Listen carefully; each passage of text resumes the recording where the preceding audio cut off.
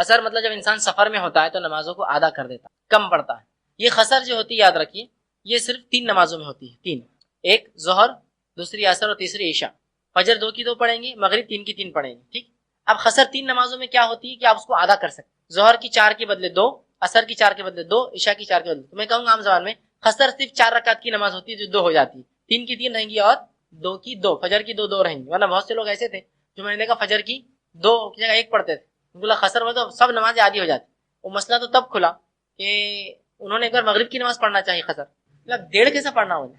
تو ٹرین میں تھے، اوپر چڑھے نیچے اترے تو میں 1.5 رکعت کیسے پڑھوں بولے. میں تو مجھ سے صاحب نے پوچھا تم فجر کیسی پڑھتے؟ بولے میں 1 پڑھتا. بولے مغرب کا بھی موقع نہیں ہے، پہلی بار آیا. بولے اب 1.5 کیسی کروں؟ بولے بولا ارے نہیں بھائی 1.5 نہیں ہوتی، مغرب فجر کی 2 کی 2 اور مغرب کی 3 کی 3 رہتی. ان کو جب مسئلہ معلوم ہے. ٹھیک. تو خسر میں 4 رکعت کی نماز 2 رکعت ہو جائیں گی، 2 کی 2 رہیں گی، 3 کی 3 رہیں گی. ایک کنسیشن خسر میں اور ایک ہے کہ آپ 2 نمازوں کو ملا سکتے ہیں. فجر کے وقت میں ہوں گی، ظہر اثر کو آپ ملا سکتے ہیں، چاہے اثر کے وقت میں چاہے ظہر کے وقت. ترتیب وہی رہیں گی، اثر میں پڑھیں گے تو پہلے ظہر پھر اثر، ظہر میں پڑھیں گے تو پہلے ظہر پھر اثر، ترتیب وہی رہیں گی. یہ 2 نمازیں جمع ہو سکتی ہے اور پھر مغرب اور عشاء جمع ہو سکتی ہے، یہ 2 جمع ہو سکتی ہے. ٹھیک. تو گویا ایسا خسر کی نماز 4 رکعت کی 2 ہو جاتی ہے اور 5 وقت کے بدلے 3 وقت میں بھی پڑھی جا سکتی. فجر کے وقت میں، ظہر اثر ایک ساتھ، مغرب عشاء ایک ساتھ، چاہے پھر مغرب عشاء ایک ساتھ مغرب میں پڑھی یا عشاء میں، یا ظہر اثر ظہر میں پڑھی یا اثر میں پڑھی. ٹھیک. ترتیب لیکن وہی رہیں گی یاد رکھیں. یہ نہیں کہ آپ عشاء میں جو ہے عشاء کی 4 پڑھ کے پھر 3 مغرب کی، پہلے 3 مغرب کی پڑھیں گے پھر جماعت کریں گے تو عشاء.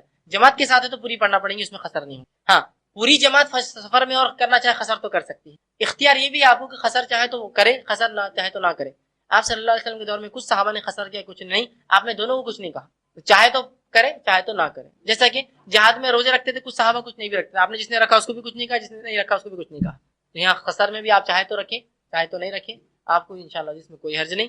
اور یہ 4 رکعت کی نمازیں 2 ہو جاتی ہے اور وقت جو ہے 5 کی جگہ 3 اوقات میں آپ اس کو پڑھ سکتے. میں نے کہا کتنے دن کے لیے؟ تو یاد رکھیے آپ جب تک سفر میں جب تک خسر کر سکتے. یہاں سے ممبئی سے پونا، ممبئی سے دلی، دلی سے کہیں آپ جا رہے ہیں، جتنے دن ہیں، اس لیے کہ آپ صلی اللہ علیہ وسلم سے 18 دن تک خسر ثابت. آپ 18 دن سفر میں تھے، لیکن جب ایک زمین پر جا کر آپ مقیم ہو جائیں گے تو اس کے تعلق سے کوئی حدیث موجود نہیں کتنے دن مقیم ہونے کے بعد آپ پڑھیں. جو علماء کے اقوال ہے اس میں جو سب سے صحیح قول ہے 20 نمازیں خسر ہوتی ہے مقیم ہو جانے کے بعد. اگر ایک زمین پر جا کر میں رک گیا تو 20 نمازوں سے زیادہ خسر نہیں پڑھ سکتا، اس کے بعد پوری پڑھنا پڑے. 20 نماز سمجھو پہنچا میں جب تو ظہر تھی تو ظہر کی پہلی ہو گئی، اثر مغرب عشاء یہ 4 ہو گیا آج کے دن، پھر کل کی فجر 5 ہی ہو، 20 نماز ہے. ٹھیک ہے. یہ اقوال ہے تو صحیح حدیث سے کچھ ثابت نہیں. سفر میں ہے، ٹریولنگ میں ہے، تو پھر تو جتنے دن ہے اتنے دن پڑھیے، آپ کو مسئلہ ہے. جیسا آپ نے 18 دن تک پڑھا تھا ایک منتھ. لیکن جب مقیم ہو جائے، ایسا کچھ لوگ سعودی عرب سے یہاں سے 2 مہینے کی چھٹیوں پر ملنے کسی سے، تو 2 مہینے خسر نہیں کر سکتے. مقیم ہو گئے، 20 رکعت نمازیں صرف خسر ہوں گی، اس کے بعد آپ کو پوری پڑھنا. تو سفر میں بھی آپ کو نماز پڑھنا چاہے آپ سواری میں ہو. اسی طرح سے ملتا جلتا ایک سوال تھا سواری میں قبلے کا کیا کرے، اور نماز کھڑے رہ کر پڑھے یا سفر میں بیٹھ کر پڑھ سکتے. 2-3 سوال ہے، تینوں کو ایک ساتھ لے لیتا ہوں. سفر کی نماز کا معاملہ یہ ہوگا کہ سفر کے اندر آپ جو ہے نمازوں کو ملا سکتے ہیں. فجر کے وقت میں ظہر اثر ایک ساتھ پڑھ سکتے ہیں اور مغرب عشاء ایک ساتھ پڑھ سکتے ہیں. ظہر اثر کو آپ ظہر کے وقت میں اثر ملا سکتے ہیں بعد میں، یا پھر اثر سے پہلے ظہر پڑھ کے پھر اثر پڑھ سکتے ہیں. مغرب عشاء ملا سکتے ہیں تو مغرب میں عشاء ملا سکتے ہیں، یا پھر عشاء سے پہلے مغرب پڑھ کے پھر عشاء پڑھ سکتے ہیں. یہ 3 وقت میں نماز آپ 5 ادا کر سکتے ہیں سفر کے اندر. ایک چیز. دوسرا سواری کے اوپر بھی نماز، جیسا کہ آپ ٹرین میں، بس میں، ایروپلین میں. ٹرین میں آپ کو سہولت ہوتی ہے کہ ڈائریکشن آپ چن سکتے ہیں، یہ سائڈ بیٹھ جائے آپ، اوپر کی برتیں خالی ہوتی ہے، آپ اس میں کو نماز پڑھنا ہے، ادھر بیٹھ سکتے ہیں تو قبلہ مل سکتا ہے، ادھر بھی اور ادھر بھی. سمجھ رہے ہیں آپ؟ 3 ڈائریکشن آپ کو فل مل جاتے ہیں، ادھر ادھر ادھر ادھر، آپ جو چاہے قبلہ اگر آپ کو مل جاتا ہے آپ آرام سے قبلہ کر سکتے ہیں. بس اور پلین میں، ایروپلین میں آپ کو قبلہ نہیں ملے گا، اس لیے کہ آپ جیسے بیٹھے ہیں ویسے آپ کا چہرہ ہوتا ہے، ادھر ہی چل رہا ہے. ہاں اگر بس ہے اور بس کے اندر لیجیے آپ سلیپر میں ہے تو وہاں بھی آپ کو پھر چاروں ڈائریکشن مل جاتے ہیں. لیکن اگر آپ پلین میں ہیں تو پلین میں سمجھتا ہوں سلیپر بہت کم کلاس. ٹھیک ہے. تو اس میں بزنس کلاس بھی ہوگا، زیادہ آپ جھک سکتے ہیں، لیکن اس کے علاوہ وہ نہیں تھا. آپ جدھر چہرہ ہے ادھر آپ وہ کر. اور یہ ہرگز اجازت نہیں دی جا سکتی کہ آپ چلتی ہوئی ٹرین میں، چلتے ہوئے پلین میں، چلتے ہوئے بس میں کھڑے رہ کر نماز پڑھیں، اس لیے کہ اس کے نقصان زیادہ ہیں.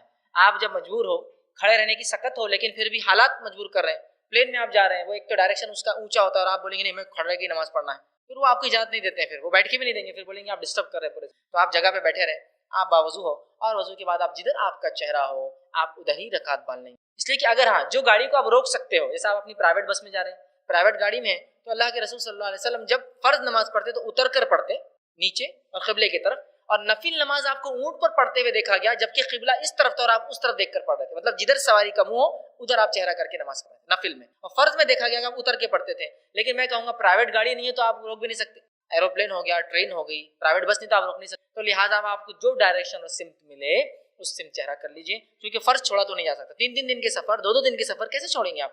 تو بہرحال جو سمت ہو وہ سمت میں آپ رہے. وضو کر لے، ایک وضو کر لے تو آپ کی ہو سکتی. اب پانی کی قلت کا مسئلہ بھی ہوتا ہے سفر میں. سب سے بیسٹ چیز جو ہوتی ہے پانی کی قلت کا یہ کہ آپ پانی پرچیز کر کے وضو کر لے، اگر نہ ہو تو. نہیں تو کیا کریں، پرچیز کر کے پانی اور بار بار نہیں کر سکتے تو آپ پانی لے لیں. آپ انتظار کریں عصر کے وقت تک، پھر آپ عصر کے وقت میں ظہر پڑھیں اور عصر پڑھیں.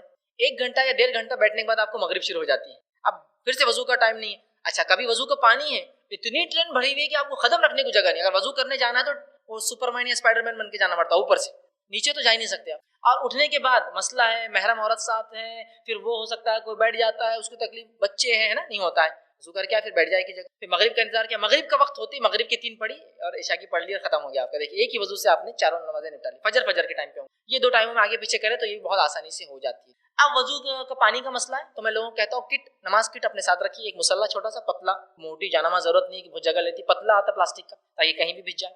دوسرا آپ ہمیشہ اپنے ساتھ اینٹ رکھیے، اچھی گھسی ہوئی اچھے شیپ میں کر کے، ٹیڑھی میڑھی مت رکھیے ورنہ گورنمنٹ ایجنسی سمجھیں گے کچھ تو بھی اینٹک پیس تو لے آ رہا، پھر اس کی چیکنگ شروع ہو جاتی ہے کیا ہے بول کر. شیپ میں کر سکتے ہیں اس کو. یا پھر سب سے بیسٹ چیز چوک پیس ہوتے ہیں طہارت کے لیے. اگر پانی کا مسئلہ چوک پیس رکھ لیجیے کٹ. تیمم کے لیے مسئلہ ہے، مٹی نہیں ملے گی، پانی کا مسئلہ ہے تو تیمم کے لیے مٹی چھان کے اب کر لیجیے پیکٹ میں تیمم کٹ ساتھ آپ کے رکھا ہوا ہے. پانی کا مسئلہ کوئی مسئلہ نہیں، مٹی ڈالی اپنی تیمم ہو گیا. طہارت کا مسئلہ پانی نہیں، کوئی مسئلہ نہیں، اپنے چوک آپ نے جو ہے آپ کا کٹ تیار ہے ہر جگہ، چونکہ نماز کی حفاظت کرتا ہے ایک مومن، یاد رکھتا ہے، وقتوں کو یاد رکھتا ہے. اور جہاں ہوں بہرحال بڑھ سکتے ہیں. بہت ساری جگہ نماز کی آج کل سے ہوتی ہے لیکن نہ ہو تو آپ یہ کریں تو نہ آپ کو قبلے کا مسئلہ ہے. اللہ نے وقت کی سہولت دے دی آپ کو، 2 نمازیں آپ پڑھ سکتے ہیں اور فجر کے وقت ظہر اثر ایک ساتھ، مغرب عشاء ایک ساتھ پڑھ سکتے ہیں. اس طرح اپنی نمازوں کو بچائیں اور اس کی حفاظت کریں، نہ کہ نہیں یار سفر میں. اور بہت سے لوگ سفر میں گاڑی میں کھڑے رہ کر اور جماعت سے بھی نماز پڑھتے ہیں، اللہ رحم کرے. اور ترا تو اس پہ یہ رہتا ہے اٹھ نماز پڑھ رہے ہیں تو بیچارے پورے غیر مسلم، ہاں صاحب سب آزاد. کیوں؟ تب پہلے ہی چھوی ایسی بنا دی میڈیا نے کہ داڑھی دیکھ کے بیچارے پریشان ہیں اور اس پر اڑ بولتے وہ بھاگ جاتا ہوتا. ٹکٹ تمہارا صاحب، برتھ تمہاری، زندہ رہا تو سب کچھ ہے نا، سب تمہارا. اڑ جاتا. اور پھر ایک آدمی بیچ میں کھڑا ہوتا، ادھر بھی 2 طہارت خانے، ادھر بھی 2 طہارت خانے. 72 لوگوں کی ایک ٹرین ہوتی ہے لیکن دن میں 5 بیٹھ سکتے سیٹ پہ. آفیشیل 3 ہوتے ہیں لیکن ڈے کے اندر 5. اور میں جانتا ہوں آفیشیل تقریباً ایک ڈبے میں 150 لوگ بھرا ہے. کسی نہ کسی کو طہارت کی ضرورت ہے، ڈائبٹک پیشنٹ ہو سکتا ہے، کسی نے اپنی جو ہے بلڈ پریشر کی دوا لی سے اس کو پیشاب بار بار آ سکتا ہے، چھوٹے بچے پیشاب کر سکتے ہیں. اور آپ جماعت سے نماز پڑھائیں گے تو کیا ان اتنے لوگوں کے حق نہیں مار رہے ہیں آپ؟ ایک مرتبہ ایک واقعہ میں نے دیکھا کہ ایک صاحب کھڑے ہو گئے جماعت بنا کے، میں نے کہا جماعت کھڑے ہو گئے اور ایک چھوٹے سے بچے نے پیخانہ کر دیا. اب وہ نان مسلم عورت پریشان، اور جو کھڑے رہتے گارڈ بھی رکھ دیتے وہ سے مات چل رہی عورت نہیں جا سکتی، وہ پریشان. اس میں ڈائپر نہیں، مطلب کوئی ایسی چیز نہیں، وہ غریب عورت کی صفائی کر لے. اور آپ کی نمازوں کا کیا تصور لیں گے عورت کی؟ یار کیا نماز کے لیے اتنی دیر تک ایک تو بدبو برداشت کرنا پڑی، بچے کو اذیت تکلیف ہو رہی، ماں پریشان ہے اس کے لیے. یہ آپ کا کام نہیں، یہ کام نہیں آپ کا. راستے روکنا، سڑکیں بند کرنا، ٹرینوں کے راستے تو چلنے پھرنے کے ہوتے ہیں. ہاں آپ ادھر کی نماز پڑھی وہ ایک الگ چیز ہے، وہ رسک ہے، لیکن وہ آپ کا وہ رسک ہے. جب سہولت دی جا رہی ہے شریعت میں، اور کتنے دن آپ ایسا عمل کر سکیں گے؟ ایسی جماعتوں سے نمازیں چھوٹ جاتی ہیں. لہٰذا وقت ہو جائے مصلی رکھیں. ایک اور چیز تھی اس میں آئی تھی، کیا جانماز ضروری نماز کے لیے؟ اب اس میں یہ بھی لے لیتا ہوں سوال کو. جانماز نماز کے لیے ضروری نہیں ہے، زمین کا پاک ہونا شرط ہے. نبی اکرم صلی اللہ علیہ وسلم کو آپ کی زوجہ میں سے کسی نے کچھ بچھا کے دیا، آپ نے کیا کہ فرشی ناپاک ہے، کہانی تو ہٹا دے اس کو، میں اسی پر پڑھوں گا. نیچے پڑھنا چاہیے، سیدھا سر آپ کا لگے جا کے زمین کے اوپر، ٹھیک ہے، ایسی پڑھنا چاہیے. لیکن اگر گندگی ہو تو جانماز. اب مسئلہ یہ ہے کہ جانماز کو بھی صاف جگہ ڈھونڈتے آپ، جانماز کیوں بچھا رہے؟ ڈائریکٹ پڑھ لیجیے نا صاف جگہ پر.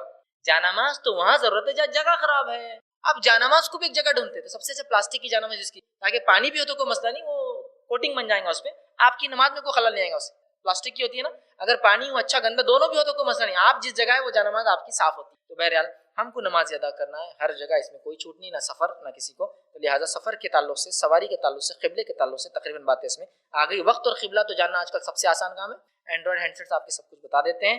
ٹائم ٹیبل ہوتا ہے، سن رائز سن سیٹ، آپ پلین میں بھی ہو کہیں بھی ہو پوچھیے، وہ بتائیں گے سن رائز یہ ہے، سن سیٹ یہ ہے، سن سیٹ کو کتنا باقی ٹائم ہے، سن رائز کب ہے، وہ سب آپ پوچھ بھی سکتے ہیں بہت آسانی سے. اپنے دین پر ہم سفر میں بھی عمل کریں. اگر آپ سفر میں جا رہے ہو تو جو سب سے پہلی چیز آپ یاد رکھیں گے وہ یہ ہے کہ آپ بندوں کی کوئی حق آپ پر ہے تو نہیں، اس حق کو پورا کر کے نکلیں گے. یہ سفر کا پہلا ادب ہے. جیسا کہ کسی کی کوئی امانت آپ کے پاس ہے، روپیہ پیسہ کسی نے رکھا ہے، کوئی چیز چھوڑی، ذمہ داری دیکھیے کہ ان تک یہ پیغام پہنچا دینا ہے، تو سفر پہ نکلنے سے پہلے ان چیزوں کو آپ پہلے، امانتوں کو اور تمام چیزوں کو جو ہے دیانت داری کے ساتھ سفر سے پہلے ادا کر دیں گے. اس لیے کہ ہو سکتا ہے سفر پہ نکلے اور واپس نہ آ سکے. سفر ایک یقیناً آدمی شہر میں بھی انتقال کر سکتا ہے، بیٹھے بیٹھے بھی موت آ سکتی ہے. سفر میں امکانات زیادہ ہوتے ہیں، انسان کو ڈر زیادہ ہوتا ہے کہ اپنے وطن سے دور ہو، کچھ ہو جائے تو کسی کو وصیت بھی نہیں کر پاؤں گا وقت. سمجھ رہے ہیں آپ؟ تو اس لیے آدمی اپنی امانتوں کو وہ کر دے. نبی اکرم صلی اللہ علیہ وسلم نے جب مکے سے ہجرت کر کے مدینے گئے تو آپ نے حضرت علی کو وہاں چھوڑا اور کہا علی میں اب یہاں سے جا رہا ہوں تو میری جگہ سو جانا اور صبح اٹھنے کے بعد جتنے لوگوں کی امانتیں ہیں وہ امانتوں کو دے کر آنا.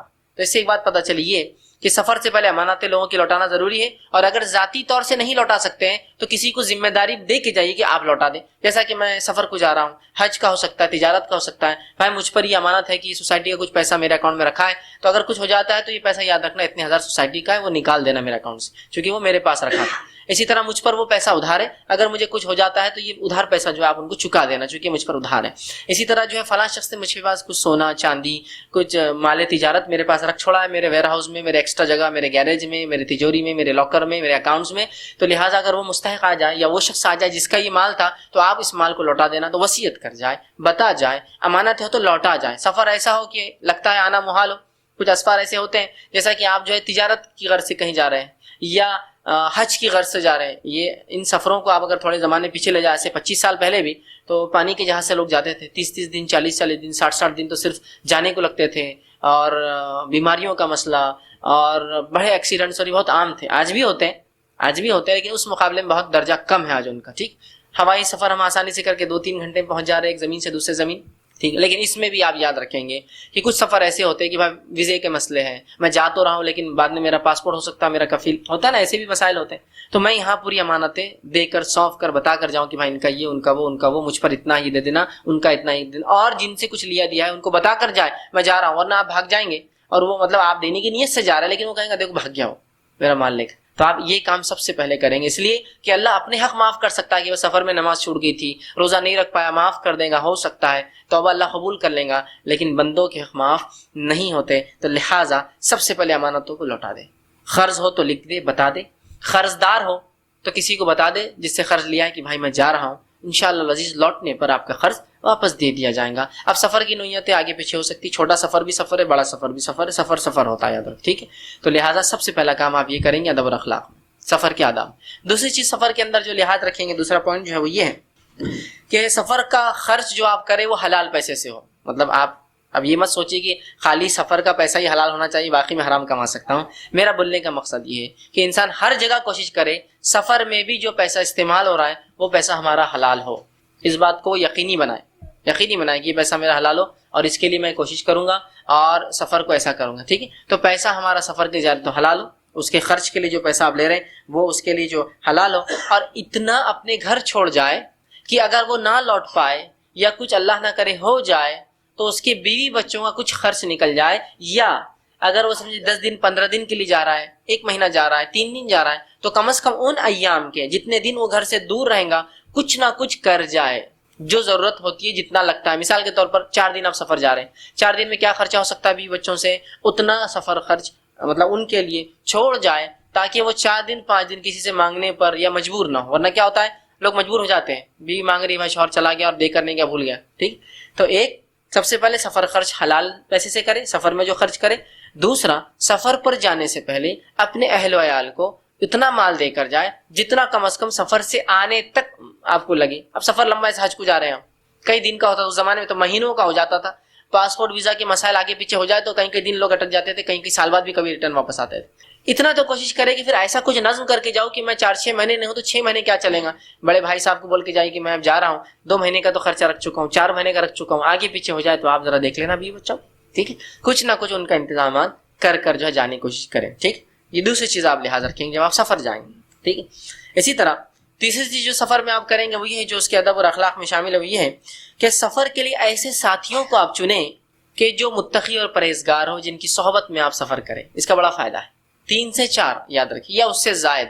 تو میں کیوں کہہ رہا ہوں 3 یا 4 یا اس سے زائد, اس لیے کہ جتنے زیادہ لوگ سفر کریں گے اتنا بہتر اور اچھا سفر ہوگا, اور انسان اتنے ہی برے کاموں سے بچیں گے. اس لیے کہ 2-3 لوگ بھی کبھی ایک آدمی تو بہرحال بہت ممکن ہے کہ برائی میں چلے جائے, 2 آدمی ہوں گے تو کم از کم ایک دوسرے کو بولیں گے یار یہ غلط ہے, 3 ہوں گے تو پھر ڈر رہیں گا یار 2 اپوزیشن میں چلے گئے تو ہم غلط کام نہیں کریں گے. ٹھیک, اور 4 ہو گئے تو غلط کام کیا اور کم, اس لیے کہ اب 4 لوگ رائے دینے والے ہیں, میں اکیلا سوچوں ہے نا. اس لیے کہ سفر میں جب آدمی جاتا ہے تو عموماً لوگ سفر میں گناہ زیادہ کرتے ہیں بنسبت شہر کے مقابلے میں. اس لیے میں کہہ رہا ہوں, جیسا کہ اورنگ آباد شہر میں تو تھیٹر میں نہیں جاتے بہت سے لوگ, لیکن ممبئی گئے تو برابر تھیٹر میں جا کے پکچر دیکھتے ہیں, پونا گئے تو برابر تھیٹر, کیوں کون پہچان رہا, یہاں تھوڑے کو اپنے پہچاننے والا ہے، چلو تھیٹر ہے نا. لیکن جب 2-3 لوگ ہو جائیں گے تو یقیناً 1 سے 2 لوگ بولیں گے یار یہ غلط ہے. اکیلا آدمی چلا ہے، 2 بھی ہو سکتا متفق ہو جائے بھائی چلو یار میں تمہارے ساتھ وہاں چلوں گا تو میرے ساتھ یہاں چل، ہو سکتا.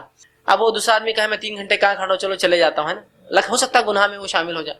لیکن اگر وہ طے کر لے 2-3-4 لوگ ہو تو پھر ممکن نہیں ہے کہ سب کے سب متفق ہو جائے گناہ کے اوپر.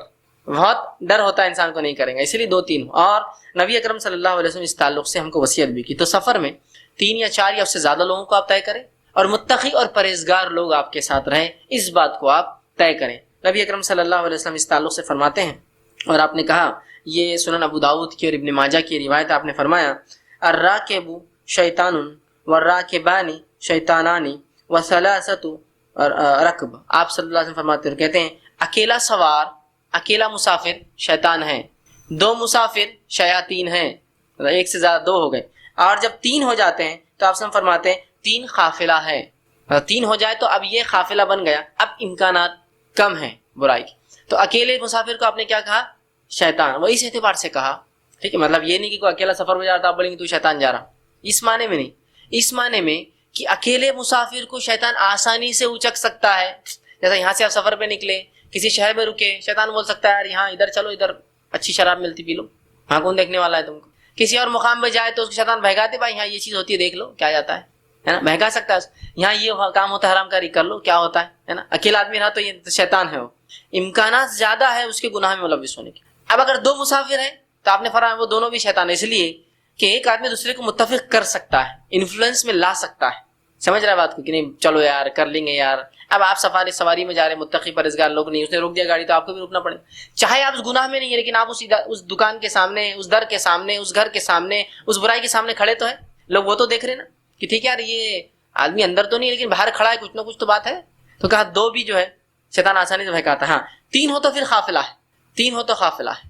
تو اس سے بات سمجھ میں آ رہی ہے کہ 3 یا اس سے زیادہ ہونا چاہیے. یہ ضروری نہیں ہے کہ تو کبھی کبھار کچھ سفر کی نوعیت ایسی ہوتی ہے کہ 3 لوگ ہو ہی نہیں سکتے. تو آپ جب جائے جس جگہ جہاں سے سفر شروع ہو رہا ہے وہاں قافلہ بنا لے، وہاں 2-3 متقی لوگوں سے دوستی کر لے اور ان کے ساتھ ہو جائے. بات سمجھ رہا ہے؟ مثال کے طور پر آپ ایک سفر پر نکلے ہیں، آپ جا رہے ہیں، اب ظاہر سی بات ہے کئی اسفار ایسے ہیں ان کی قیمتیں اخراجات اتنے ہوتے ہیں کہ میں کسی کو لے جا نہیں سکتا ہوں. تو لہٰذا آپ جس جگہ پہنچے، ایروپلین سے آپ جا رہے ہیں، جس جگہ پہنچے 2-3 متقی پرہیزگار لوگوں سے فوراً ایئرپورٹ پہ دوستی کی، ایروپلین میں گئے تو ساتھ تعاون ہے، ایک دوسرے کو بتا دیا میں یہاں سے فلاں، تاکہ کچھ ہو جاتا ہے، کوئی تکلیف ہوتی ہے، کوئی مصیبت ہے، دوسرا آدمی آپ کے لیے تیار ہے، کھڑا ہے کہ نہیں وہ میرے ساتھ تھا. اور 2 منٹ کی پہچان ہوتی ہے، یاد رکھیے ہوتا ہے نا. کچھ دیر بھی آپ ساتھ ہے تو ایک دوسرے سے آگے پیچھے ہوتے ہیں تو ایک دوسرے کو بولنا پڑتا ہے کہ میں آگے جا رہا ہوں یا میں یہاں رک رہا ہوں، ہوتا ہے نا. تو وہ کریں آپ، ٹھیک. تو آپ نے فرمایا 1 آدمی شیطان، 2 شیطان، 3 قافلہ ہے.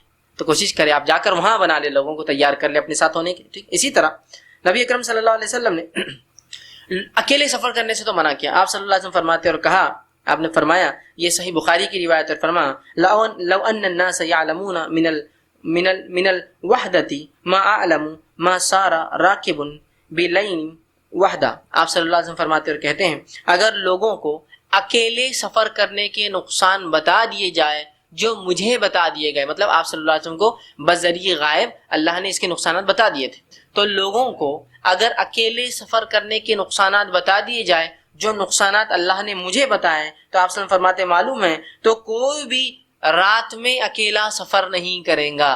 اگر سفر کرنے کے نقصانات لوگوں کو بتا دیے جائے جو اللہ نے مجھے بذریعہ وہی بتا دیے ہیں، تو کوئی بھی شخص بالخصوص رات میں اکیلا سفر نہیں کرے گا. تو اس حدیث سے پتہ چلا کوشش کرے کہ اکیلے سفر کبھی نہ کرے، اور کوشش کرے کہ رات میں کم از کم اکیلے سفر نہ ہو. یاد رکھیے، اس لیے کہ دیکھیے آپ رات کا سفر کر رہے ہیں، بالکل آپ اکیلے ہیں، آپ سواری میں سوار ہوئے، کسی نے آپ کو لوٹتے ہوئے اور اس نے آپ کو لوٹنے کا ٹھان لیا. اب اگر آپ چلائیں گے بھی تو آپ جب سوار ہوئے رات کا وقت اور کوئی نہیں پہچانتا آپ کو اس گاڑی میں کہ یہ آدمی سوار ہوا تھا، آپ کی آواز پہ کوئی نہیں آئیں گے. لیکن آپ دن سے سفر میں تھے، لوگوں سے بات چیت ہو رہی تھی، ملاقاتیں ہو رہی تھی، اب اگر آپ آواز دیں گے تو سب دوڑ پڑیں گے آپ، ہوتا ہے نا ایسے. تو رات میں بالخصوص اگر آپ ہیں تو کوشش کریں 1 سے زائد ہو، یا پھر کچھ نہ کچھ اس طرح سے کرے، اس لیے کہ اکیلے سفر کرنا خطرے سے خالی نہیں ہے. اور یہ رسول اللہ صلی اللہ علیہ وسلم امت کو بتا رہے ہیں. آج تو حال یہ اس امت کا سفر کے ادب اور اخلاق سنتیں کچھ نہیں پتا ہم کو. اکیلی عورتیں رات میں سفر کرتی ہے اور گھر کا محرم لے جا کے آدھی رات کو اس کو چھوڑ رہا 3 بجے کی ٹرین سے اور گاڑی سے. نہیں بہت اہم سفر ہے اس کا. وہ اپنے فلاں سے ملنے جا رہی ہے، سہیلیوں سے ملنے جا رہی ہے، ڈگری اکیلے لانے جا رہی ہے، تم کو شرم نہیں آتی؟ تم نہیں جا سکتے اس کے بدلے؟ یہاں آپ کیا فرما رہے ہیں؟ اگر جو مجھے بتا دیا گیا اکیلے سفر کرنے کے نقصانات تمہیں بتا دیے جائے تو تمہیں سے کوئی شخص رات میں اکیلا سفر نہیں کرے گا. سمجھ رہے ہیں بات کو؟ تو کوشش کیجیے آپ سفر میں اکیلے نہ ہو. آپ رات کے سفر میں تو بالکل آپ کوشش کریں کوئی نہ کوئی میرے ساتھ ضرور ہو، یا ایسے وقت آپ پہنچے کہ لوگوں سے آپ جان پہچان بنا لیں، تاکہ ان جان پہچان کے ساتھ آپ اس سواری میں سوار ہو، تاکہ لوگوں کو پتا ہو آپ چڑھ رہے ہیں اور آپ کو پتا ہے لوگ چڑھ رہے ہیں. سمجھ رہے ہیں بات کو؟ یہ بتانے کا مقصد ہے. ٹھیک ہے، تو اکیلے سفر کرنے سے اجتناب کریں. اس لیے میں نے کہا 3-4 ہو، اس لیے کہ 2 بھی ہوں گے تو نقصان زیادہ ہے. 3 کے بعد معاملہ جماعتی شکل اختیار کر لیتا ہے، قافلہ ہو جاتا ہے، اور اس کے بڑے فائدے بھی یاد رکھیے، بڑے فائدے بھی. میں ایک مرتبہ ایک صاحب مجھے سنائے لگے کہ میں ایک سفر میں تھا اور میں ایک ایسی ٹرین میں سوار ہوں جہاں ایک مخصوص مذہب کے لوگ سواری کرتے تھے، ایک علاقے سے دوسرے علاقے جاتے تھے. اب ایسی ٹرینوں میں کیا ہوتا ہے، جب ایک مخصوص مذہب کے لوگ یا کسی تہوار کے لیے وہ ٹرینیں چلتی ہیں نا، تو وہاں لوگ ریزرویشن نکالے بغیر نکالے کہ 4 گھر والوں کی ریزرویشن ہے، وہ 6 چڑھتے ہیں اندر، 2 ایکسٹرا چڑھتے اور وہ بیٹھ جاتے سیٹوں پر. اب آپ ان کو اٹھائے اٹھتے نہیں ہیں، آپ کچھ بھی سر پٹک لیجیے تو نہیں اٹھتے ہو. ٹھیک ہے، تو وہ سفر کرنے لگے اکیلے. کہا میں چڑھا تو مجھے بیٹھنے نہیں دیتے، سب ماشاءاللہ اٹے کٹے لوگ تھے. میرے جیسے آدمی کی کیا اوقات، وہ دبلے پتلے تھے. میں کچھ بھی نہیں بول پا رہا اور مجھے اپنی سیٹ ریزرو ہوتے ہوئے بھی رات بھر کھڑے رہ کر جا کر اور بیٹھ کر نکالنا پڑی. تو یہ فوائد ہوتے ہیں. تو آپ نے کہا قافلہ ہو جاتا ہے. چوتھی چیز جو آپ یاد رکھیں گے وہ یہ ہے، جب سفر میں آپ 3 ہو جائے یا 3 سے زیادہ ہو جائے تو ایک کو امیر بنا دے اپنا. یہ بڑی اہم چیز ہے، اس لیے کہ شریعت نہیں چاہتی کہ آپ کبھی بھی بغیر امیر یا امارت کے رہیں، بغیر جو ہے امارت کے امیر کے رہیں. ٹھیک، تو آپ 3 ہیں تو یہاں آپ کا ایک امیر چن لیجیے. تو سفر میں آپ ہیں متقی پرہیزگار لوگوں کے ساتھ ہیں، اب 3 لوگ آپ ہو گئے تو ایک آدمی کو اپنا لیڈر بنا دیجیے کہ بھائی ان کے فیصلوں پر ہم متفق ہو جائیں گے کہ یہ جو کہیں گے وہ ہم کریں گے. یہ بڑا اہم ہے، یاد رکھیں. ورنہ ہوتا کیا دیکھیے، اگر سفر میں اس بات پہ عمل نہ ہو رہا، اللہ کے رسول صلی اللہ علیہ وسلم نے اس بات کو کہ سفر میں امیر بنا دیا جائے یوں فرمایا اور کہا اذا خرج ثلاثه فی سفر فلیؤمروا احدهم. جب تم میں سے 3 لوگ سفر پہ نکلے، چونکہ ظاہر سی بات ہے جماعت تبھی بنے گی، ورنہ 2 میں کیا امیر، ایک مقتدی کا امیر کیسا. 3 لوگ سفر پر نکلے تو اس میں سے ایک کو تم اپنا امیر بنا دو، ایک کو تم اپنا امیر بنا دو. سنن ابو داؤد کی روایت ہے. تو ایک کو اپنا امیر بنا دو. اب دیکھیے ایک سفر جس میں امیر ہوتا ہے اور ایک سفر جس میں امیر نہیں ہوتا، اس کا فرق کیا ہے. دیکھیے ایک سفر ہے جس میں 3 لوگ، 3 سے زیادہ، 4 5 6، اور آپ نے امیر نہیں بنایا، لیڈر نہیں بنایا کسی کو. اب دیکھیے اب چل رہے ہیں، کوئی اسٹیشن آیا، ٹھیک، یہ بولتا اپن اتریں گے، کچھ بولتے نہیں اترنے کی ضرورت نہیں، کچھ بولتے ہم یہاں کھائیں گے، کچھ بولتے ہیں کھانے کی ضرورت نہیں.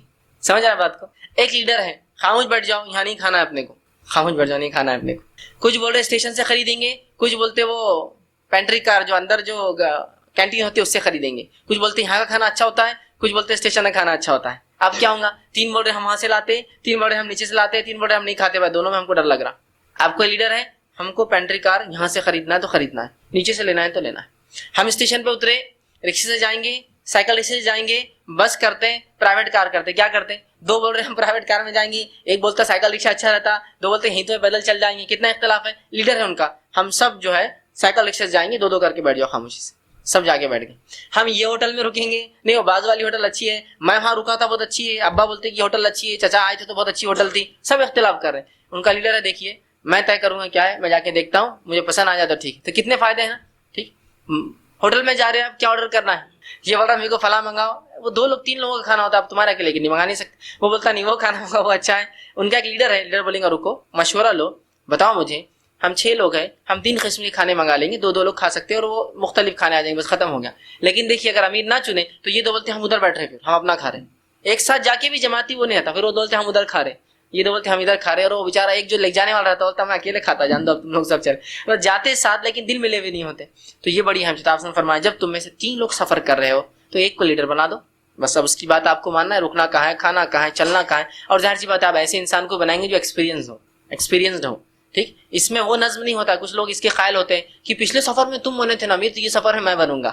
شریعت اس کی قائل نہیں. یاد رکھیے یہ تو روٹیشن والا عمارت نہیں ہے. عمارت وہ ہوتی ہے کہ جو لائق ہو آدمی اس کو بنایا جائے، پھر چاہے 100 سفر میں وہ امیر بنے آپ کا، وہ رہیں گا، اس لیے کہ اس کو اس لائق ہے، اتنی اس میں کیلیبر اور کوالٹیز ہے کہ وہ آپ کو سنبھال سکتا ہے. آپ روٹیشن میں لے جائیں گے تو کیا ہوگا پھر، جو آج ہمارے جماعتی نظموں میں ہوتا ہے. روٹیشن میں کیا ہوتا ہے، یہ بار میں اس لائق ہوں کہ میں امیر بنوں، لیکن مجھے کوئی چن کر لاتا نہیں. اگلی بار اگر میں چن کے آتا تو پھر میں بتاتا ہوں وہ لوگوں کہ میں کیا ہوں. یہ طہارت خانہ یہاں نہیں ہونا تھا، یہاں ہونا، توڑ کے بناؤ. یہ وضو خانہ یہاں نہیں ہونا تھا، وہ کرو. اگلی 5 سال بعد دوسرا آتا بولتا ہے یہاں کون بنا، اس نے بنایا نا، یہاں سے ہٹاؤ میں یہاں بناتا ہوں. یہ اختلافات آپ مساجد کے اندر دیکھ سکتے ہیں عموماً. تو ویسا نہیں ہے. نبی اکرم صلی اللہ علیہ وسلم جب تک حیات تھے آپ لیڈر تھے مسلمانوں کے. ابو بکر صدیق رضی اللہ جب تک حیات تھے آپ امیر تھے مسلمانوں کے. عمر ابن خطاب جب تک حیات رہے آپ ہی امیر تھے. روٹیشن نہیں ہوا کہ چلو علی اور عثمان بھی پیچھے تو چلو 3 سال بعد الیکشن کر کے اس کو جتا کے لاتے اس کو لاتے. نہیں, امارت یہی ہے. تو عثمان ابن عفان بن گئے. عثمان ابن عفان شہید ہوتے ہیں تو علی بن ابی طالب چنے. علی بن ابی طالب ہوتے ہیں تو حسین چنے جاتے رضی اللہ. حسین ہوتے ہیں تو حسن چنے جاتے. اور اس کے بعد جو امیر معاویہ ہے اور اس کے بعد یزید اور مختلف چل رہے. تو جب تک امیر رہا وہی ہوتا ہے. اس کے مرنے کے بعد ہی جب تک اس کے بعد والے لوگ جو اس کے اہل لائق ہوتے ہیں وہ کراؤن پرنس ہوتے ہیں یا مطلب اس لائق ہے کہ خلافت کے درجے تک پہنچے, لیکن وہ بن نہیں سکتے. سمجھ رہے ہیں بات کو؟ یہ بڑی اہم چیز ہے. تو وہ روٹیشن مت رکھیے, لائق انسانوں چن لیجیے. 10 بار 100 بار 1000 بار اس کی نوعیت میں آپ کو جانا پڑے کوئی بات نہیں, لائق انسان اس کے. ٹھیک, تو امیر چن لیجیے. یہ تھی جو ہے چوتھی چیز. 5ویں چیز جو یاد رکھیں گے وہ یہ ہے کہ گھر سے نکلتے وقت آپ سفر میں بالخصوص یا عام دنوں میں بھی ہونا چاہیے لیکن سفر میں بالخصوص دعاؤں کا بڑا اہتمام کریں. جیسا کہ آپ سفر پر جا رہے ہیں تو گھر سے نکلنے کی دعا ہے. ٹھیک, مشہور معروف دعا بسم اللہ توکلت علی اللہ لا حول ولا قوت الا باللہ, یہ گھر سے نکلنے کی دعا ہے. تو گھر سے نکلنے کی دعا پڑھے. اسی طرح سواری پر سوار ہو رہے ہیں تو سواری پر سوار ہونے کی دعا آپ پڑھے. سبحان الذی سخر لنا ھذا وما كنا له مقرنین وانا الی ربنا لمنقلبون. تو یہ دعا پڑھے. تو گھر سے نکلنے کی دعا, سواری پر سوار ہونے کی دعا, سفر کے دوران نئے شہروں میں جانے کی دعا, شہر سے نکلنے کی دعا, شہر میں آنے کی دعائیں, یہ دعاؤں کو اہتمام کریں. عام حالت میں بھی دعاؤں کا اہتمام کریں, سفر میں خاص طور سے دعاؤں کا اہتمام کریں. ٹھیک ہے, ٹھیک, اس لیے کہ سفر میں کیا ہوتا ہے مسافر کی دعا اللہ قبول بھی کرتا ہے. ایک فائدہ تو یہ اٹھاتے ہیں. دوسرا اکیلے ہوتے ہیں آپ, ٹھیک, اس لیے تو اللہ قبول بھی جلدی کرتا ہے دعاؤں کو. چونکہ اکیلا آدمی تو اس کو اللہ پریویلیج اس کو زیادہ حقوق دے کے رکھتا ہے نا, کمزور ہوتا ہے نا آدمی, اپنے شہر سے دور ہے. تو بہرحال دعاؤں کا خصوصی طور سے سواری پہ سوار ہونے کی مختلف دعاؤں کا خصوصی طور سے اہتمام کریں. ٹھیک. 6ٹھی چیز جو سفر میں آپ جائیں جو یاد رکھیں گے وہ یہ ہے سفر کے لیے صبح نکلنے کی کوشش کریں آپ. یہ بہترین سفر ہے. نبی اکرم صلی اللہ علیہ وسلم صبح کوشش کرتے ہیں نکلنے کی. ٹھیک, بس شروعات جو سفر کی ہو رہی ہے. اور بلکہ آپ صلی اللہ علیہ وسلم نے حدیث میں یوں فرمایا, جامع ترمذی کی روایت آپ فرماتے اور کہتے اللہم بارک امتی فی بکورہا, اے اللہ میری امت کے صبح میں برکت عطا فرما. تو کوشش کریں آپ صبح سفر کرنے کے لیے نکلیں. اور نبی اکرم صلی اللہ علیہ وسلم کی ایک عادت یہ بھی تھی کہ آپ جمعرات کے دن صبح کوشش کرتے ہیں, جمعرات کے دن سفر کرتے آپ تاکہ جمعہ کو آپ شہر میں پہنچ جائے اور جمعہ آپ کو مل جائے. سمجھ رہے آپ کہ جمعرات کو, تو یہ بھی ایک آپ کی سنت رہی کہ آپ جمعرات کو اور صبح کے وقت یاد رکھیں. ہاں, ایک بار صبح سے شروع ہو تو سفر لمبا ہو سکتا ہے, تو رات اور کہیں دن چل سکتا ہے, وہ ایک الگ چیز ہے. ٹھیک, بلکہ حدیث میں تو آپ نے فرمایا کہ رات میں سفر اس لیے کہ رات میں وقت جلدی گزر جاتا ہے. تو آپ سمجھے پسند کیا رات میں, تو آپ بولیں گے ہاں تو حدیث میں رات ہے, لیکن نکلنا صبح پسند کرتے تھے, رات میں زیادہ آپ پھر ٹریول کرتے ہیں تاکہ رات میں کیا ہوتا ہے ایک تو ٹھنڈک ہوتی ہے عرب علاقوں کے اعتبار سے, صبح کی گرمی سے انسان بچتا ہے. دوسرا رات میں وقت محسوس نہیں ہوتا ہے, جلدی گزر جاتا ہے جب انسان ٹریول کرتا ہے.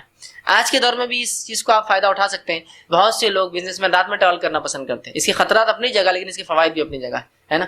جانور راستے میں نہیں آتے ہیں, انسان نہیں آتے ہیں, خاموخواہ کے ہڑتھڑے نہیں ہوتے, اسپیڈ میں گاڑیاں چلتی ہے, لائٹ کے حدود کے اندر جتنا دکھتا ہے ہارن کی ضرورت نہیں پڑتی. دور کلومیٹر سے لوگ پہچان لیتے گاڑی آ رہی.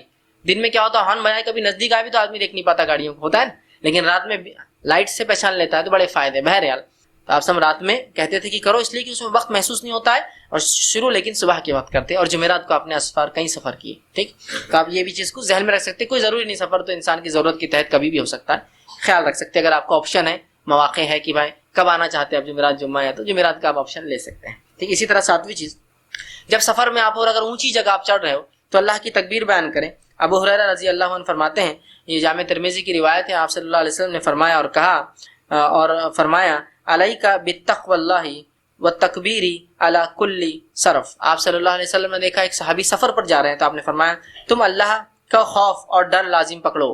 کیا فرمایا اس صحابی کو جو سفر پر جا رہا تھا, آپ نے اس شخص کو وصیت کی, بلکہ حدیث میں آتا ہے ابو ہریرہ رضی اللہ عنہ فرماتے ہیں اس شخص کو وصیت کی اور کیا فرمایا تم سفر میں اللہ کا ڈر لازم جانو. کتنی پیاری بات آپ نے فرمائی, اس لیے کہ سفر میں اللہ کا ڈر ہم لازم نہیں جانتے ہیں, ہے نا. سفر پہ جا رہا ہے تو شریف بچہ ہے, بالکل سفر میں چل رہا ہے, ٹرین میں کبھی مل جاتا آپ بولیں گے وہی شریف, ٹوپی غائب ہے, شرٹ اتار کے ٹی شرٹ یا بنین کے اندر ہے, پینٹ اتار کے چڈا پہن لیا اس نے, ہے نا, ایک دم کان کے اندر کچھ لگا ہوا ہے یا بڑا وہ بج رہا ہے اور ناچ رہے, کیا تو بولے انجوائے کر رہے بچے.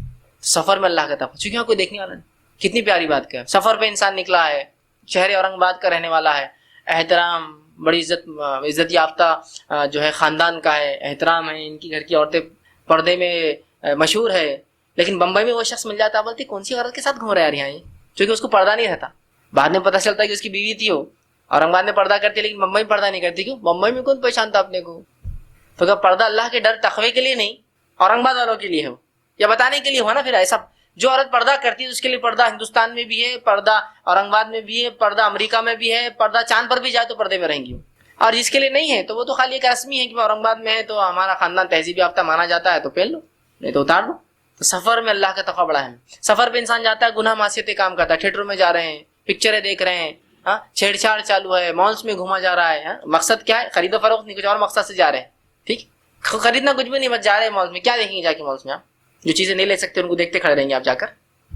نہیں, وہاں لڑکیاں آتی ہیں, عورتیں آتی ہیں, تو چلو اسی بہانے ٹائم پاس ہو جائیں گا. تھیٹر میں جا کے بیٹھ جا رہے ہیں. تو اللہ کا تقویٰ, تو وصیت کرے آپ صلی اللہ علیہ صحابی کو, دیکھ تو سفر پر جا رہا ہے تو اللہ کا ڈر اختیار کرنا, اور جب بھی کسی بلندی پر چڑھنا تو اللہ کی تکبیرات بیان کرنا. بلندی پر جب ہم چڑھتے ہیں تکبیرات کیوں بیان کرتے ہیں؟ وہ اس لیے بیان کرتے ہیں کہ جب انسان بلندی پر چڑھتا ہے تو کہیں نہ کہیں اس میں ایک فطری طور سے ایک مادہ جاگتا ہے کہ میں بڑا ہوں, ہے نا. ممالک, بڑے بڑے ممالک, مالدار لوگ اونچی اونچی عمارتیں بنا کر یہ سمجھتے ہیں کہ ہم خداداد صلاحیتوں کے مالک ہو گئے, ہے نا. فرعون نے جب موسیٰ علیہ السلام نے دعوت دی تو کیا کہا ہے؟ حامان ایک اونچی عمارت بناؤ تاکہ دیکھیں موسیٰ کا رب بھی کیا ہے, تاکہ ہم بھی اپنی گریٹنس بتائیں ہم کتنے بڑے ہیں. تو اونچائی پہ جب انسان چڑھتا ہے تو اس میں ایک قسم کا تکبر آنا شروع ہوتا ہے, بڑا پن, ہے نا. جیسا کہ ایک میرا گھر ہے, سنگل فلور ہے, تو یہ میرا گھر ہے. اگر 2-4 مالے کا ہے تو کیسا آدمی بولتا میرا گھر ہے. بلندی جو ہے انسان میں کہیں نہ کہیں تکبر پیدا کرتی ہے. تو اللہ کے فرمایا جب اونچائی پہ چڑھو تو کیا بولو؟ اللہ اکبر, کہ اللہ میں جتنا بھی اونچا جا رہا ہوں لیکن تو ہی بڑا ہے اس کے بعد. تو اس سے انسان میں ہلکا پن, تکبر کے برعکس انکساری, عاجزی اور چھوٹا پن آتا ہے. تو کہا جب بھی تم بلندیوں پر چلو تب کیا کرنا؟ اللہ اکبر, اللہ کی بڑائی بیان کرنا ہے کہ اللہ چاہے میں جتنا بھی اونچا چلے جاؤں تو اس سے بڑا ہے. ٹھیک ہے, تو اس لیے آپ نے اس کو وصیت کی اس صحابی. 8ویں چیز, کسی خطرے کا لاحق ہو, کوئی خطرہ محسوس ہو, ڈر ہو, تو دعاؤں کا خاص اہتمام. جو دعائیں آپ صلی اللہ علیہ وسلم نے سکھائی ان دعاؤں کو خاص طور سے سفر کے لیے تو آپ بالکل رکھیں کہ خطرات ہے تو اس کے لیے جو ہے جو آپ صلی اللہ علیہ وسلم کی جیسے مخصوص دعا ہے, مسند احمد کی روایت ہے, نبی اکرم صلی اللہ علیہ وسلم خطرہ محسوس کرتے تھے یہ دعا پڑھتے اللہم انا جعلنا جعلوکا فی نحورہم ونعوذ بکا من شرورہم, یہ دعائیں پڑھتے. اسی طرح آپ کو اگر ڈر ہوتا, خوف ہوتا تو آپ مختلف دعائیں پڑھتے. ان دعاؤں کو یاد کریں, ان کا اہتمام کریں اور ان کو پڑھا کریں. اسی طرح 9 جو پوائنٹ ہے, 9ویں چیز جو سفر کے ادب اور اخلاق میں, وہ یہ ہے کہ سفر میں اللہ تعالیٰ سے مانگے, ٹھیک, اور دنیا اور آخرت کی خوب خیر مانگے, اس لیے کہ مسافر کی دعا اللہ رد نہیں کرتا ہے. تو سفر کو عبادت کا ذریعہ بنا دے کہ آپ کے سفر میں بالخصوص دعاؤں کا اہتمام کرے. یاد رکھیے بھائی اس کی دعا کرنا, اس نے کہا تھا اس کو کرنا, یہ مسئلہ ہے, وہ مسئلہ ہے, یہ کام نہیں ہو رہا, وہ کام نہیں ہو رہا, وہ مصیبت ہے, یہ مصیبت ہے, یہ تکلیف ہے, یہ بیماری ہے, یہ تنگ دستی ہے, سب کو یاد رکھے. اور سفر شروع ہو تو خوب بکثرت دعا مانگے, اس لیے کہ دعا بھی عبادت ہے. دعا العبادہ, جامع ترمذی کی دعا عبادت ہے, اور ایک روایت میں دعا و مخ العبادہ, یہ بھی ترمذی کی روایت, دعا عبادت کا مغز ہے. ٹھیک, تو خوب دعائیں کریں. اور مسافر خاص طور سے, اس لیے کہ آپ صلی اللہ علیہ وسلم نے فرمایا اور کہا, یہ جامع ترمذی کی روایت ہے, بھی آپ نے فرمایا ثلاث دعوت مستجاب لا شک فیہن, کہ 3 لوگ ایسے ہیں جن کی دعا قبول ہونے میں کوئی شک نہیں ہوتا ہے. اور پھر فرمایا دعوت مظلوم, ایک مظلوم کی دعا اللہ قبول کرے, دعا یا بد دعا جو بھی بولی ہماری زبان میں دعا ہی کہتے, بد دعاؤں کو بھی عربی میں دعا ہی کہتے چونکہ اللہ سے مانگی جاتی. دعوت مظلوم, مظلوم کی دعا. پھر فرمایا دعوت المسافر, مسافر کی دعا.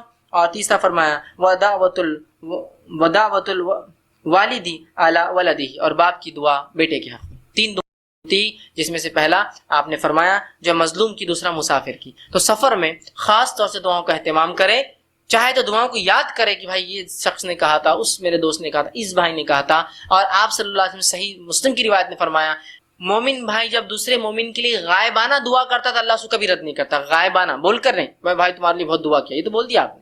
غائبانہ اللہ میرا بھائی مصیبت میں ہے, اس کا مسئلہ حل کرتے. غائبانہ وہ دعا رد نہیں ہوتی. اور فائدہ یہ ہوتا ہے, آپ صلی اللہ علیہ وسلم فرماتے ہیں دوسری مسلم کی روایت میں فرشتے تمہارے لیے وہ دعا کرتے ہیں. دیکھیے 2 فائدے, غائبانہ دعا آپ کے بھائی کے حق میں آپ نے کی, قبول ہو گئی, اور فرشتے آپ کے لیے وہ دعا کرے اللہ اس کا مسئلہ حل کر, اس کی مصیبت حل کر, اس کی تکلیف کو ٹال دے, اس کے لیے اچھا کر, اس کی بیٹی کا معاملہ حل کر, اس کی بیماریاں دور کر.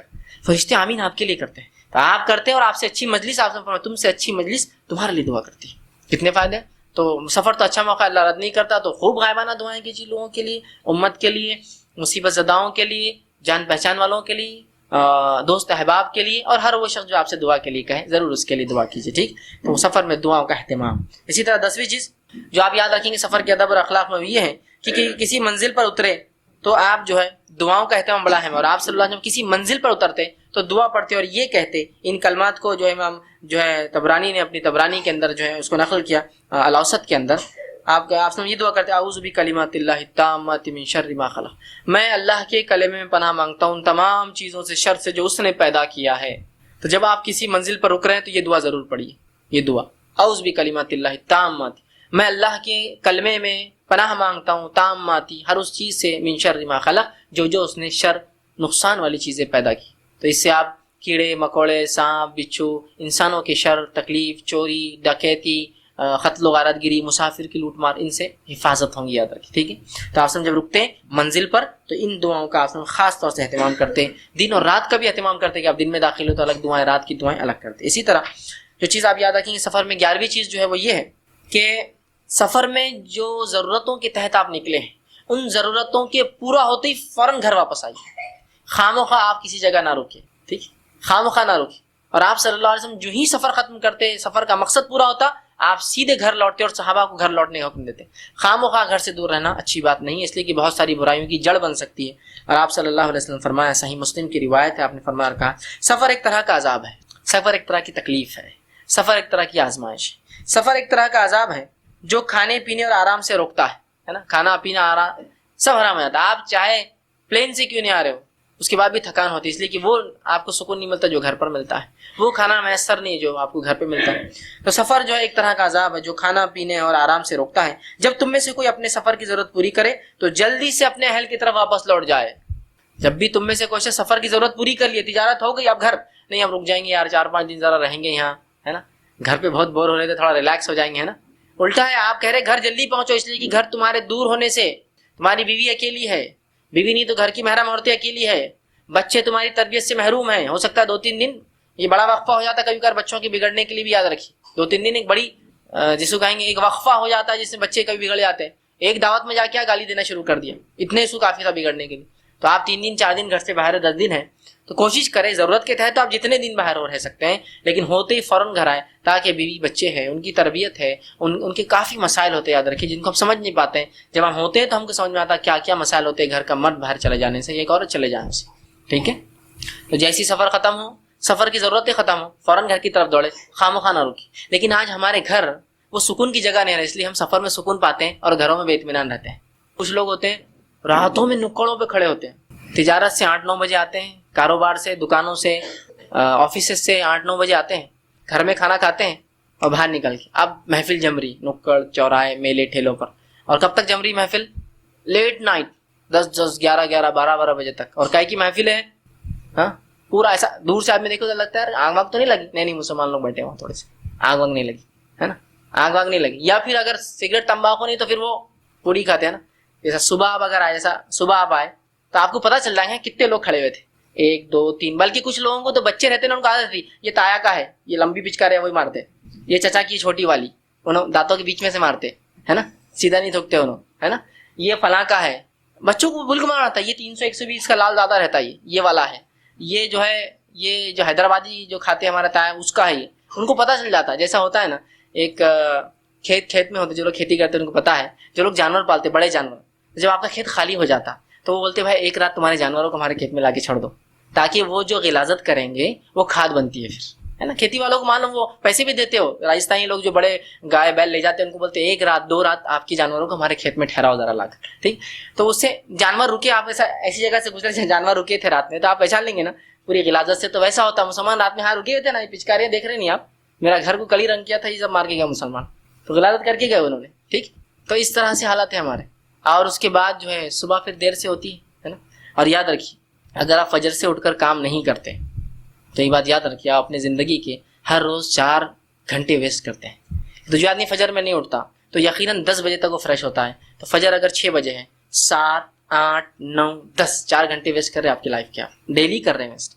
اس کے بدلے اگر آفس سے آپ نکلتے ہیں 8 بجے، گھر جا کے کھائیے پیئے، بچوں کی تربیت تعلیم کیا ہوا آج، اسکول کالج ٹیوشن عربی دینیات کیا تھا، پڑوسیوں کو تکلیف تو نہیں پہنچی آج کوئی، ایٹیکیٹس مینرز تمہارے اخلاق درست تھے آج دن بھر، کیا ہوا اسکول کا اور فلاں کا، پورا ان کا ترتیب دیا۔ 10 بجے آپ سو گئے، 10 بجے آپ سو گئے، 10 بجے سو گئے آپ 10 11 12 1 2 3 4 5 6، اگر آپ 10 بجے سے تو کتنے گھنٹے نہیں مل رہی آپ کو؟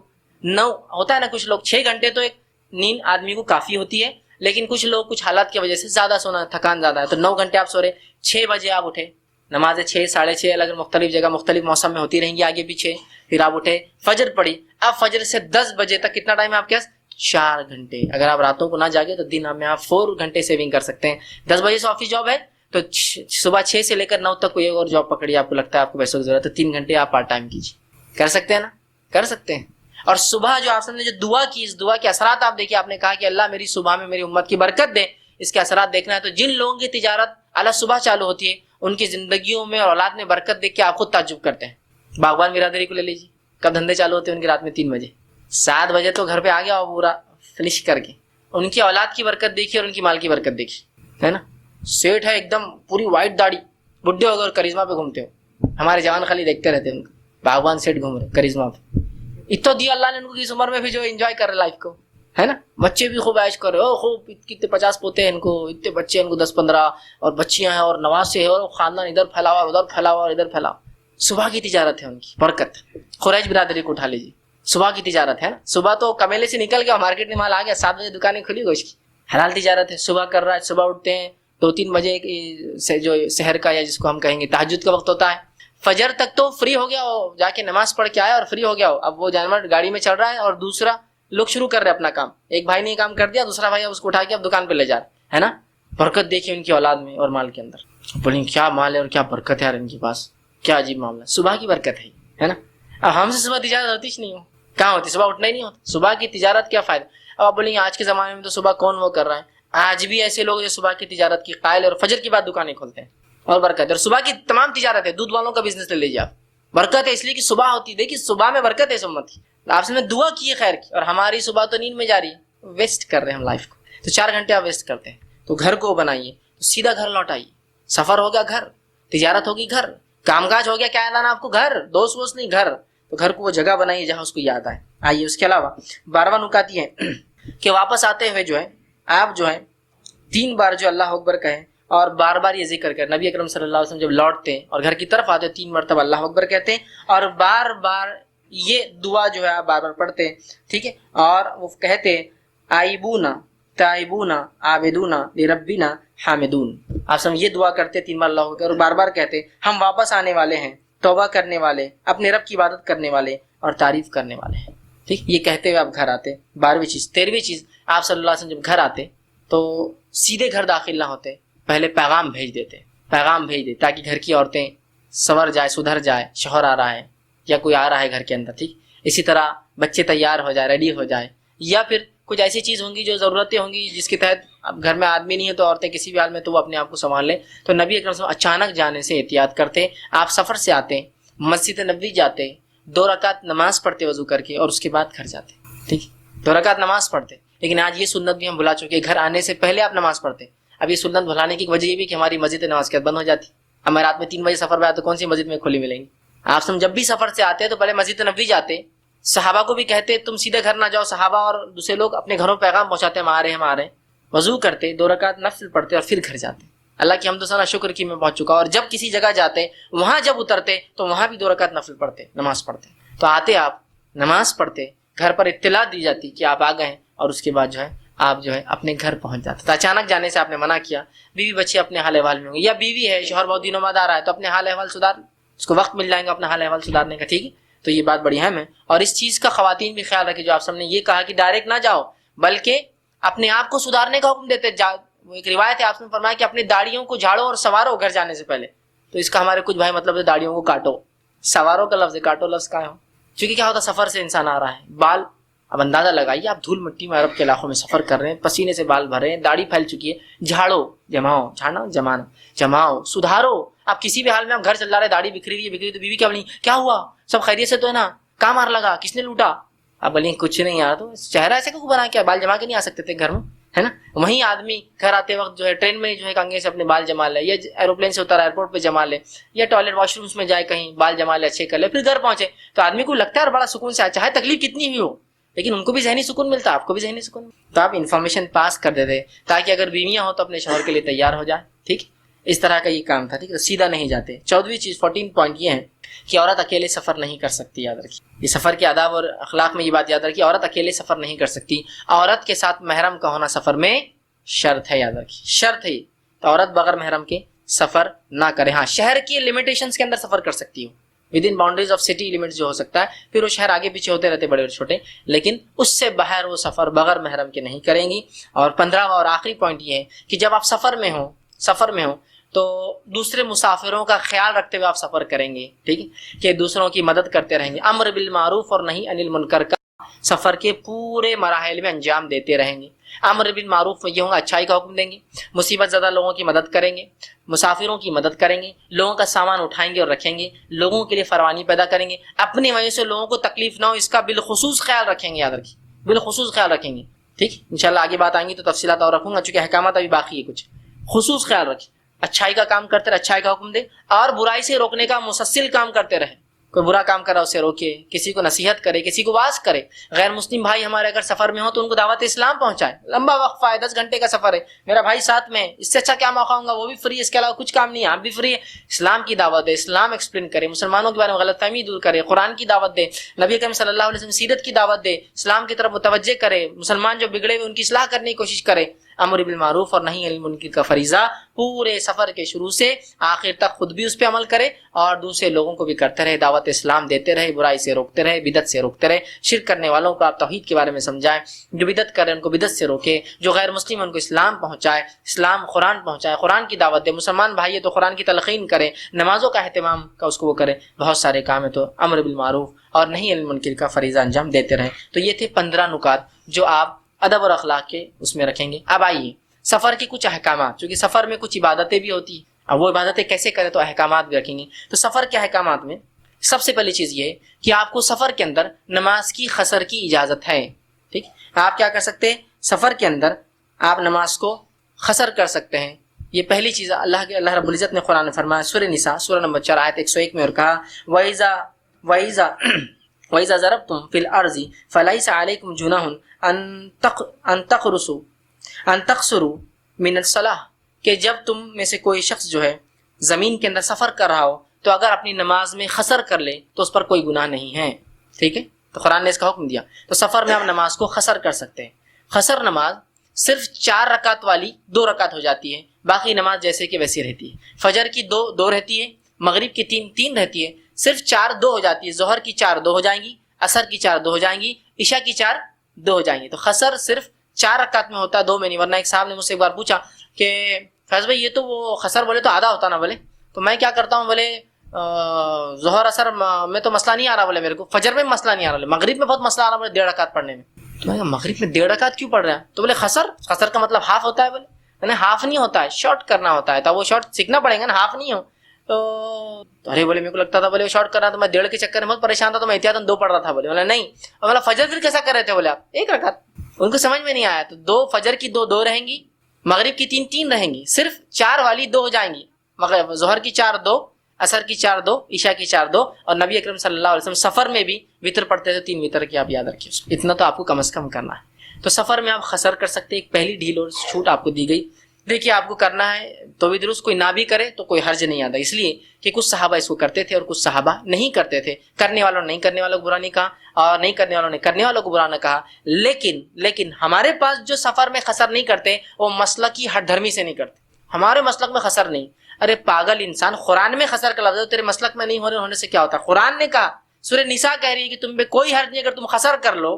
تو قرآن کے سامنے تم کیسی بات لاتے ہو اپنے مسلک کی. مسلک تو قرآن اور حدیث کی سمجھ ہوتا ہے نا, ایک طرح سے. جو بات نہیں سمجھ میں آ رہی, آپ کا امام سمجھاتا ہے, آپ اس کو کاٹنے کا ذریعہ بنائیں گے کتاب و سنت کو. نہیں ہمارے پاس قصر نہیں ہے, تو تمہارے پاس نہیں, شریعت میں قصر ہے.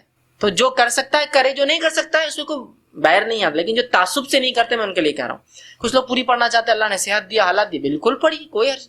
لیکن جو کرنا چاہے بالکل کر سکتا ہے, قرآن کا حکم ہے اس کے لیے, تعصب میں نہ چھوڑے آپ, ٹھیک. تو پہلی چیز قصر کی آپ کو اجازت, احکام. دوسری چیز اسی طرح جو ہے نبی اکرم صلی اللہ علیہ وسلم کے تعلق سے آتا ہے, انس بن مالک رضی اللہ عنہ فرماتے ہیں, اس کے تعلق سے جامع ترمذی کی روایت ہے, ہم رسول اللہ صلی اللہ علیہ وسلم کے ساتھ مدینہ سے مکہ مکرمہ گئے. آپ 4 رکعت والی نماز کو 2 رکعت پڑھتے, اور یہاں تک کہ ہم مدینہ منورہ واپس آئے. تو آپ یہ قصر کا معاملہ پورے سفر میں کر سکتے ہیں. پورا سفر, یہاں سے آپ کہیں جا رہے ہیں, وہاں سے کہیں جا رہے ہیں, جب تک آپ کا سفر کنٹینیو ہے تب تک آپ کر سکتے ہیں. اب ایک سوال آتا ہے, ہم جب کسی مقام پہ رک جائے تو کتنے دن خسر کرے پھر اگر کرنا چاہے تو یاد رکھیے اس معاملے میں نبی اکرم صلی اللہ علیہ وسلم سے کوئی صحیح روایت ایسی نہیں آتی کہ آپ نے ایسا کیا، لیکن جو بات علماء کے اقوال سے ملتی ہے وہ یہ ہے، جو امام احمد بن حنبل کا مشہور اور معروف قول ہے وہ یہ ہے کہ 4 دن یا 20 نمازوں کو انسان خسر کر سکتا ہے اگر رک جائے تو. جیسا کہ اگر میں یہاں سے اورنگ آباد سے ممبئی گیا، وہاں رک گیا ہوں 5-6 دن، تو میں صرف 20 نمازیں خسر کر سکتا ہوں، اس کی بات کی نہیں. پھر ممبئی سے میں نکل کے گیا سمجھے پونا، تو پھر میں خسر پونا میں پھر اگر 4 دن نہیں رکتا ہوں، اس سے کم تو کروں گا.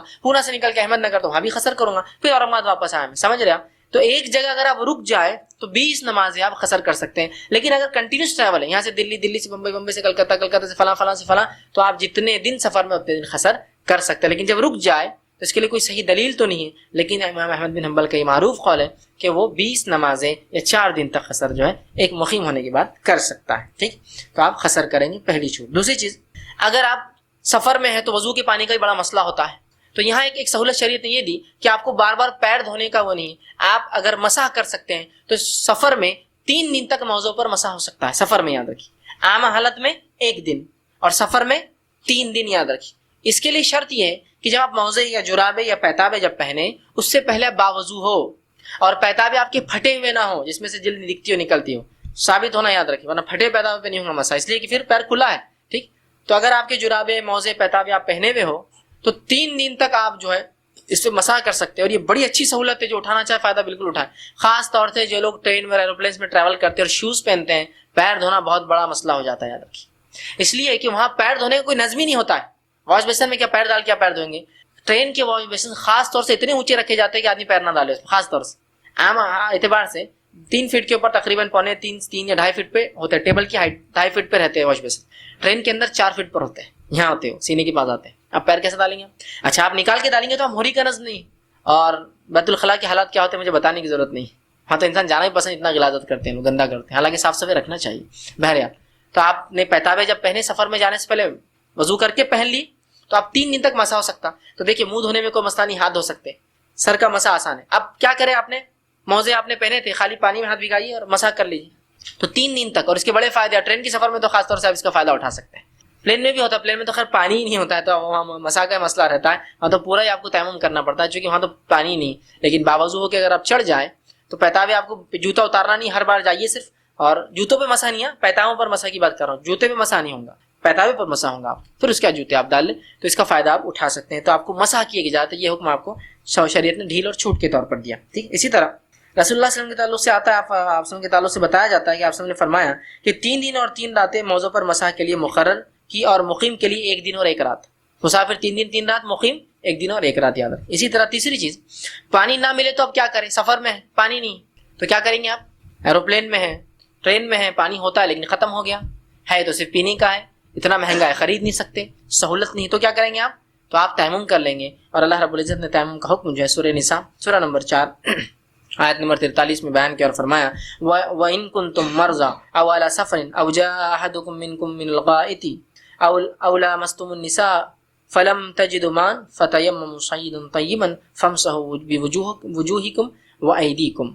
کہ اللہ فرماتا ہے وَإِن كُنتُم مَرْضَىٰ، کہ اگر تم مریض ہو، بیمار ہو، پانی استعمال نہیں کر سکتے ہو، أَوْ عَلَىٰ سَفَرٍ، یا تم سفر میں اور پانی نہ ملے، أَوْ جَاءَ أَحَدُكُم مِّنَ الْغَائِطِ، اور تم میں سے کوئی پیشاب پاخانے حاجت رفع سے جا کر آیا ہو، أَوْ لَامَسْتُمُ النِّسَاءَ، یا اپنی عورتوں کے ساتھ تم نے مباشرت کی ہو، فَلَمْ تَجِدُوا مَاءً، اور اگر اس کے بعد تم کو پانی نہ ملے، فَتَيَمَّمُوا صَعِيدًا طَيِّبًا، پھر تم پاک مٹی کا قصد کرو، تیمم کرو، اور کیسا کرو؟ وَامْسَحُوا بِوُجُوهِكُمْ وَأَيْدِيكُمْ، مسح کرو اپنے چہروں کا یا چہرے کا اور ہاتھوں کا. تو تیمم کا طریقہ کیا ہے؟ تیمم کا طریقہ بہت آسان ہے. آپ تیمم مٹی کا قصد کریں گے، مٹی پر ہاتھ ماریں گے، ٹھیک ہے. اس کے بعد پہلے چہرہ یاد رکھیے، قرآن کی آیت کی ترتیب بِوُجُوهِكُمْ وَأَيْدِيكُمْ، تو چہرے پہ ہاتھ پھیریں گے، اور پھر الٹے ہاتھ سے سیدھا ہاتھ، اور پھر سیدھے ہاتھ سے الٹے ہاتھ، صرف اتنا ہتھیلی. یہ ہو گیا آپ کا تیمم کا غسل اور تیمم کا وضو، دونوں کے لیے ایچ ہے. سمجھ گیا؟ مٹی پہ ہاتھ مارا، مٹی پہ ہاتھ مارنا یاد رکھیے. ہمارے پاس تیمم بولے تو کہیں بھی دیواروں پہ ہاتھ مارتے ہیں، اور چہرے پہ ہاتھ پھیر لیتا ہے. دیوار پہ مٹی تھوڑی ہے، ہاں دیوار پہ مٹی ہو تو الگ بات ہے، تو مٹی کا وہ کریں گے. تو مٹی پر ہاتھ ماریں گے، چہرے پر ہاتھ، سیدھا ہاتھ اور پھر الٹا ہاتھ، یہ تیمم ہے. ٹھیک، یہ کہاں کہاں آپ کو کام آ سکتا ہے؟ ٹرین میں پانی نہ ہو تو اولی مٹی کام لیں گے ٹرین میں. تو ہر مومن اپنی تیاری پہلے سے کر کے رکھے، صاف مٹی کو چھانیے، پیکٹ میں پیک کر کے جیب میں رکھ کے گھومیے. جب مٹی پانی نہیں ملے گا ڈالیے. شریعت آپ احسان کرتے کہ نماز پڑھ کے اللہ پر، اپنے نماز کی تیاری پہلے سے کر کے رکھی. पानी का डर है, तहारत को नहीं मिलेगा, मिट्टी के ढेले भी नहीं मिलेंगे, तो चौक पीस तो जेब में रख सकते हैं ना पहले से सफर पे। शरीयत की तैयारी नहीं होती, बाकी सब होती। सफर पे जाना है, वहां से मिठाई ला लो, उधर से पान तैयार कर लो, इधर से ठंडे की बोतलें ले लो, इधर से ये कर लो, उधर चप्पल रख लो, इधर जूता रख लो, पेपर सोप ले लो, तेल ले लो, कंगा ले लो। और जो नहीं ले रहे वो तहारत का सामान नहीं ले रहे। आप पानी ना मिले तहारत कैसे करेंगे? ट्रेन में से कूद के ईंट लाऊंगा मैं, स्टेशन के पत्थर को तोड़ के ईंटें निकालूंगा, हाँ, लोगों के कंस्ट्रक्शन में से एक ईंट चुरा के ले जाऊंगा। ये क्या है? ये बहुत अजीब बात है, ये माली नुकसान है किसी का। पानी नहीं मिल रहा तो आप ढेलों से तहारत करें, तो अपने वजू की तैयारी खुद, अपने तैमम की तैयारी खुद, अपने तहारत का इंतजाम खुद, ठीक है। तो भर के रखिए उसको ट्रेन में। एरोप्लेन में तो पानी नहीं मिलता, याद रखिए, तो फिर भर के रखिए मिट्टी आपके पास, है ना। ट्रे रखिए प्लास्टिक की, आपका बैग होता है, निकालिए, उस पर डालिए हैंड बैग पर, मलिए हाथ, चेहरे पर, हो गया खत्म टाइम आपका, है ना। लेकिन हमने एक अजीब कर लिया, दुनिया की सारी तैयारियां हमारे पास, है ना। सफर में नमक भी रहता, आप क्या सैचेट ले जाते छोटे छोटे, नहीं, नमक कम पड़ गया तो नमाज का नहीं समझता, सोचता ये सब चीज की नमाज के लिए अगर तैमूम की जरूरत पड़ गई तो, तहारत के लिए कुछ ना मिले तो पानी है, तो ये तैमूम है। तो तैमूम का गुस्ल भी है और वजू भी है, तो इसका आप खुद नज़म करें। बीमारों के लिए भी हो सकता है, हॉस्पिटल में वजू नहीं कर सकते, उठने का उप नहीं है, तो तैमूम करे। कोई ना कर सके तैमूम करवाया भी जा सकता है, याद रखिए। तो आप मिट्टी ले जाइए दवाखाने में रखिए, उस पर हाथ मारेंगे एक आदमी, आपके चेहरे पर फेरेगा, सीधे हाथ उल्टे, जैसे वजू करवाया जा सकता है तैमूम भी करवाया जा सकता है, ठीक है। तो तैमूम करेंगे पानी ना मिलने के समय। चौथी चीज जो इसके अहकामात में आप याद रखेंगे वही है कि सफर में रोजा रखने या छोड़ने की इजाजत दोनों है आपको। अल्लाह रब्बुल इज्जत कुरान में फरमाता है, सूरह बकरा सूरह नंबर 2 आयत नंबर 184 के अंदर फरमाया, फमन कान मिनकुम मरीज़न अव अला सफरिन फइद्दतु अय्यामिन उखर। तुम में से कोई शख्स सफर मुसाफिर हो या मरीज हो तो वो अपने रोजों की गिनती बाद रमजान पूरी कर ले। तो अगर आप में से कोई शख्स रोजा सफर की ताब ना ला सके कि रोजा रखूंगा तो सफर की मेहनतें, मशक्कतें, सामान उठाना, तिजारत, तो रोजा चाहे तो रखे चाहे तो तोड़े, ये इंडिविजुअल शख्स और उसकी ताकत और उसकी तवानाई पे डिपेंड है, ठीक है। लेकिन अपने रोजे को खतन ढाल ना बनाए। ढाल कैसा? ये सफर में जा रहे हैं आप, रमजान समझ लीजिए, सफर है, दो ताजिर सफर जा रहे हैं दिल्ली सामान लाने, तो एक क्या करता रोजा नहीं रखता, दूसरा क्या करता रोजा रखे, सामान उठाओ ना मेरा, मैं रोजे से है ना, तो किस पे एहसान कर रहे हैं आप सामान रोजा रखे। आप सल्लल्लाहु अलैहि वसल्लम ने देखा कि कुछ लोग एक आदमी को परसाया करके खड़े रमजान के दिन थे, तो आपने कहा क्या मामला है, तो कहा अल्लाह का रसूल वो रोजे से है। तो कहा रोजे से है तो अपना रोजा वो करे, लोगों को तकलीफ देने के लिए क्यों रोजा रख रहा है, कि गिरा हुआ है, लोग साया दे रहे हैं उसको, रोजे से है भाई, मेरे को साया दो, मेरे पानी डालो, मेरे लिए खाने का इंतजाम करो, किस पर एहसान जता रहा है इंसान। तो चाहे तो रखे चाहे तो छोड़े, दूसरों को तकलीफ ना पहुंचाए और अपने रोजे को ढाल ना बनाए अपनी काहिली और कोताहियों के लिए, यार मैं रोजे से है ना, मेरा सामान उठाओ, मैं रोजे से मेरा काम करो। नहीं, आप रोजे से है, अपने लिए रोजा रखा है, काम कीजिए अपना, नहीं होता है तो रोजा मत रखिए, बाद में उसकी गिनती को पूरा कीजिए, ठीक है। इसी तरह पांचवी चीज, आप सफर में हैं तो आप किबले के रुख का क्या करेंगे, ये बड़ा मसला आता है। बहुत से लोग, मैं नमाज नहीं पढ़ता सफर में, क्यों, किबला कहाँ रहता है अपने क्या मालूम। अरे भाई तेरी अकल पे पत्थर पड़े है, नमाज फर्ज है, आप किबले क्या करूं, तो जिधर बेहतर लगे उधर मुंह करके नमाज पढ़ेंगे आप सफर में, याद रखिए, जिधर बेहतर लगे। ये बात बड़ी है, मैं याद रखिए। नबी अकरम सल्लल्लाहु अलैहि वसल्लम से साबित हदीस से कि आप ऊंट पर जो है नमाज पढ़ते थे, जबकि ऊंट किसी भी रुख में चलता था। जानवर का रुख क्या, इधर चल रहा है इधर चलना चल रहा है, इधर चलता उधर चलता, ऐसा जाके ऐसा ऐसा कैसे, तो रुख तो जाहिर से कंटिन्यूस चेंज हो रहा है। तो मैं ट्रेन में हूँ, एरोप्लेन में हूँ, एरोप्लेन में फिर भी सहूलत होती है, क्योंकि एरोप्लेन में आप पता कर सकते हैं ईस्ट वेस्ट कहाँ है उनकी, पूरा वहाँ बल्कि बना हुआ ही रहता, प्लेन किधर उड़ रहा है, ईस्ट वेस्ट कहाँ है। और अगर मुस्लिम एयरलाइंस है तो उसमें बिल्कुल लिखा हुआ रहता किबला, उधर डायरेक्शन, किबला किधर है, जहाज पलटा भी तो किबले के डायरेक्शन वहाँ स्क्रीन पे चेंज होता रहता, तो वो तो ठीक है। लेकिन नॉन मुस्लिम फ्लाइट्स में आप, या ऐसी फ्लाइट जिसमें सहूलत नहीं है, तो जाहिर सी बात है आप जैसे है वैसे ही बैठिए और आराम से नमाज पढ़िए। नबी अकरम सल्लल्लाहु अलैहि वसल्लम को ऊंट पर नमाज पढ़ते हुए देखा गया, सही बुखारी और सही मुस्लिम की रिवायत है, ठीक है। आप सवारी पर है तो बैठ कर नमाज पढ़िए, याद रखिए, रिस्क मत लीजिए अपनी जिंदगी का, है ना।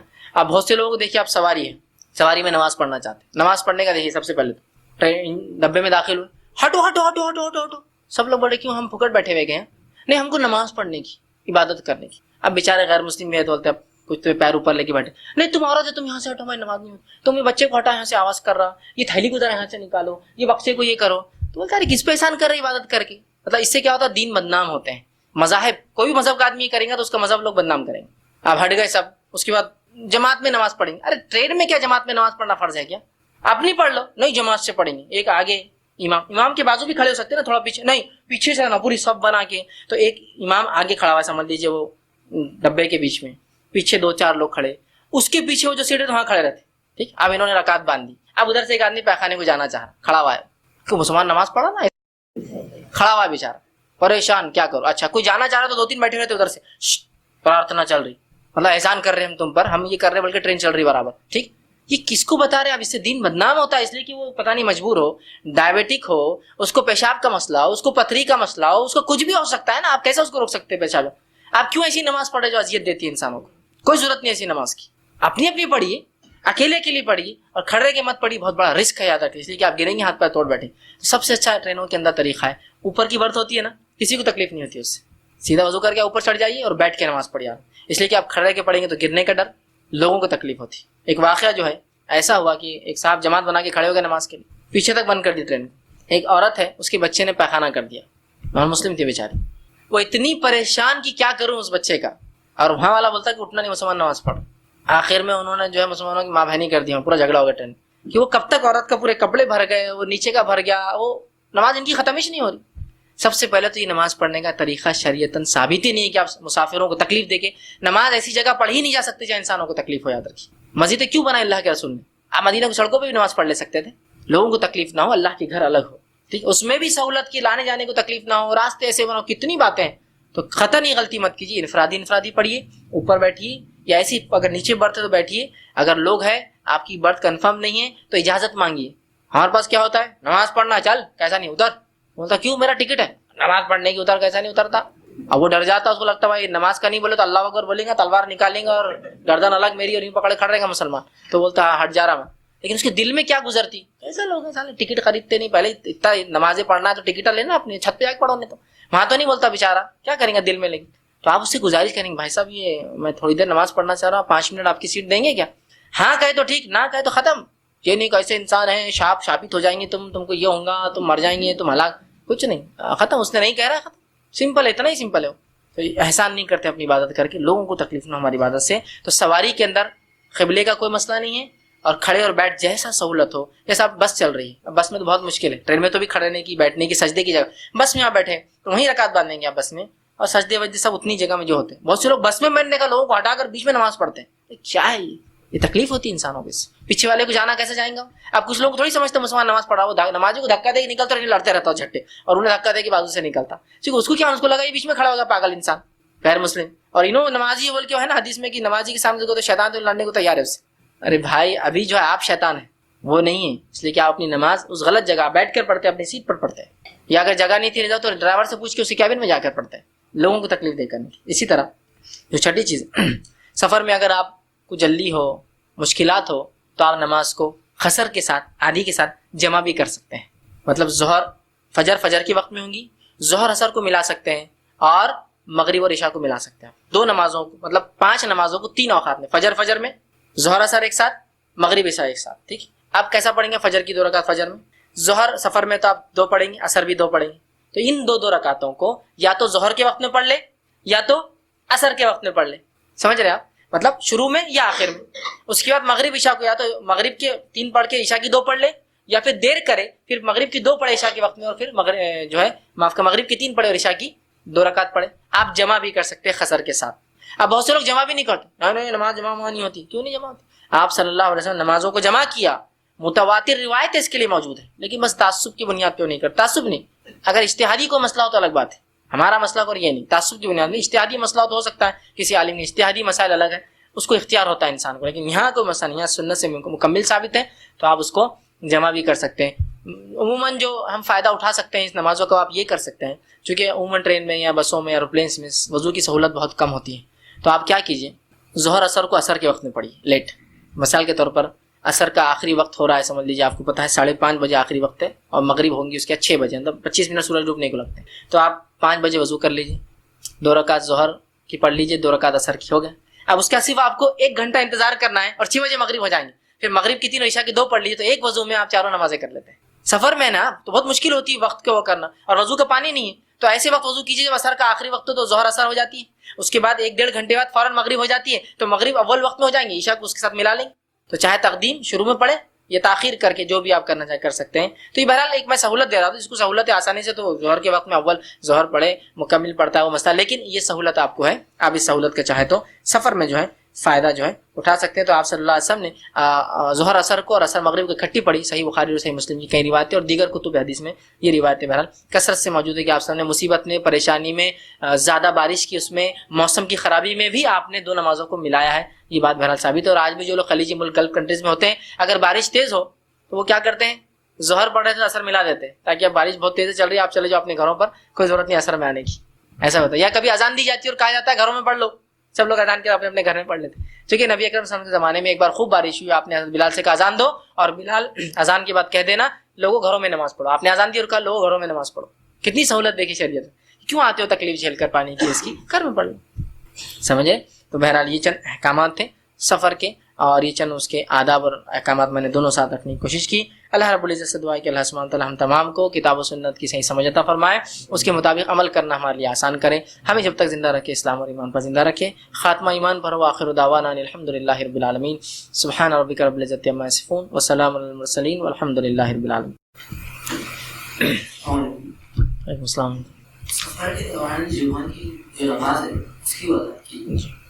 بسم اللہ الرحمن الرحیم. الحمدللہ رب العالمین والصلاة والسلام علی خاتم النبیین والمرسلین.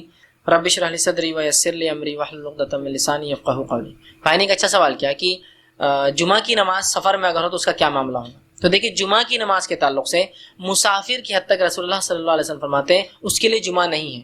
حدیث میں آپ نے کچھ الفاظ دیے, فرمایا کہ مسافر کے لیے جمعہ نہیں, غلام کے لیے جمعہ نہیں, عورت کے لیے جمعہ نہیں, جو بالغ نہیں اس کے لیے جمعہ نہیں. تو کچھ الفاظ ہے جس کے اندر مسافر کا لفظ ہے, تو مسافر کے لیے جمعہ کی چھوٹ ہے. تو اگر جمعہ ملتی ہے تو بہت اچھی بات ہے خطبے کے ساتھ, نہیں ملتی ہے تو آپ ظہر پڑھیں گے, چاہے تو پوری پڑھنا ہے تو قصر کرنا ہے تو قصر کریں, جمع کرنا ہے تو آپ جمع بھی کر سکتے ہیں. تو جمعہ کی حد تک مسافر کو جمعہ کی چھوٹ ہے. مسافر کے لیے, عورت کے لیے, نابالغ بچے کے لیے, غلام کے لیے جمعہ نہیں ہے, یاد رکھیے. تو غلام آقا کے ماتحت ہوتا ہے, اجازت دے تو جائیں گا, نہ دے تو نہ جائیں گا, تو لہٰذا جانے دینا چاہیے, لیکن نہ بھی دے تو اس لیے اللہ شریعت نے اس کو چھوٹ دے دی. تو لہٰذا مسافر کے لیے جمعہ نہیں. تو کوئی سفر کرنے والا مجبور ہو سفر کی وجہ سے تو اس کے لیے جمعہ کی چھوٹ ہے, وہ جمعہ نہیں پڑھے گا, اس دن اس کی ظہر ہوں گی. اور یہی معاملہ ان کے لیے بھی کہ جو شہر میں بھی ہے اور کسی وجہ سے ساری جمعہ چھوٹ جائے جمعہ کے دن, تو وہ بھی اس دن کیا پڑھیں گا, جمعہ نہیں ہوتی ہے تو اس کی ظہر اس کو پڑھنا پڑے گی.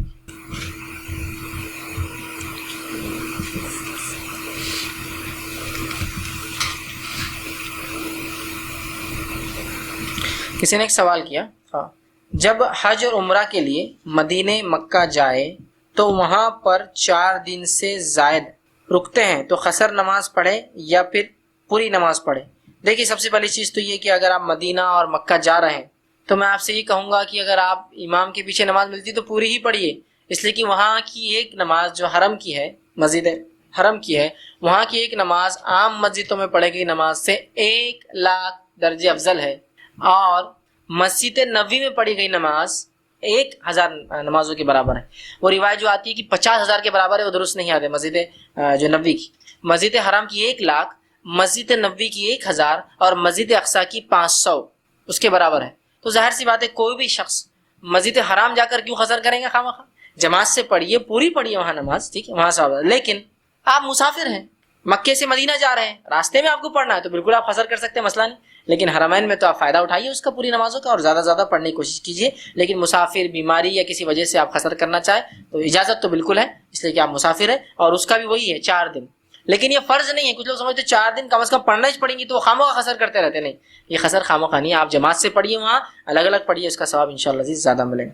آگے انہوں نے سوال کیا, سفر میں جیسا کہ آپ نے کہا کہ دوسرے شہر جائے تو عورتیں برقع نکال دیتی ہیں, تو اگر کوئی عورتیں نہیں نکالتی برقع پر برابر زینت کو ظاہر کرتی ہیں, جیسا کہ بال برقعے سے باہر, فل میک اپ وغیرہ, تو کیا یہ صحیح ہوں گا؟ کسی نے اچھا سوال کیا کہ میں نے جو کہا کہ عورتیں برقع اتار جاتی ہیں, کچھ عورتیں برقع نہیں اتارتی ہیں لیکن ان کے پردے کی حدود کم ہو جاتی ہے. جیسے شہر میں نقاب ڈالیں گے, لیکن جب باہر جائیں گے تو نقاب نکال دیں گے چہرے کا, نوز پیس جس کو بولتے ہیں عام زبان میں, جلباب جس کو بولیں گے, نکال دیتی ہے, اور زیورات کا اظہار کرتی ہے, اور چوٹی کو پیچھے سے نکال دیتی ہے. یہ ایک عجیب بیماری ہے جس کو میں کہوں گا. یہ پردے کی حقیقت کو ہم نے, بہت سی عورتیں نوز پیس لگا ہوا ہے, ہینڈ گلوز پہنے ہوئے ہوتی ہے, پیروں میں پیتابے ہے اور پیچھے سے چوٹی لٹکتے رہتی.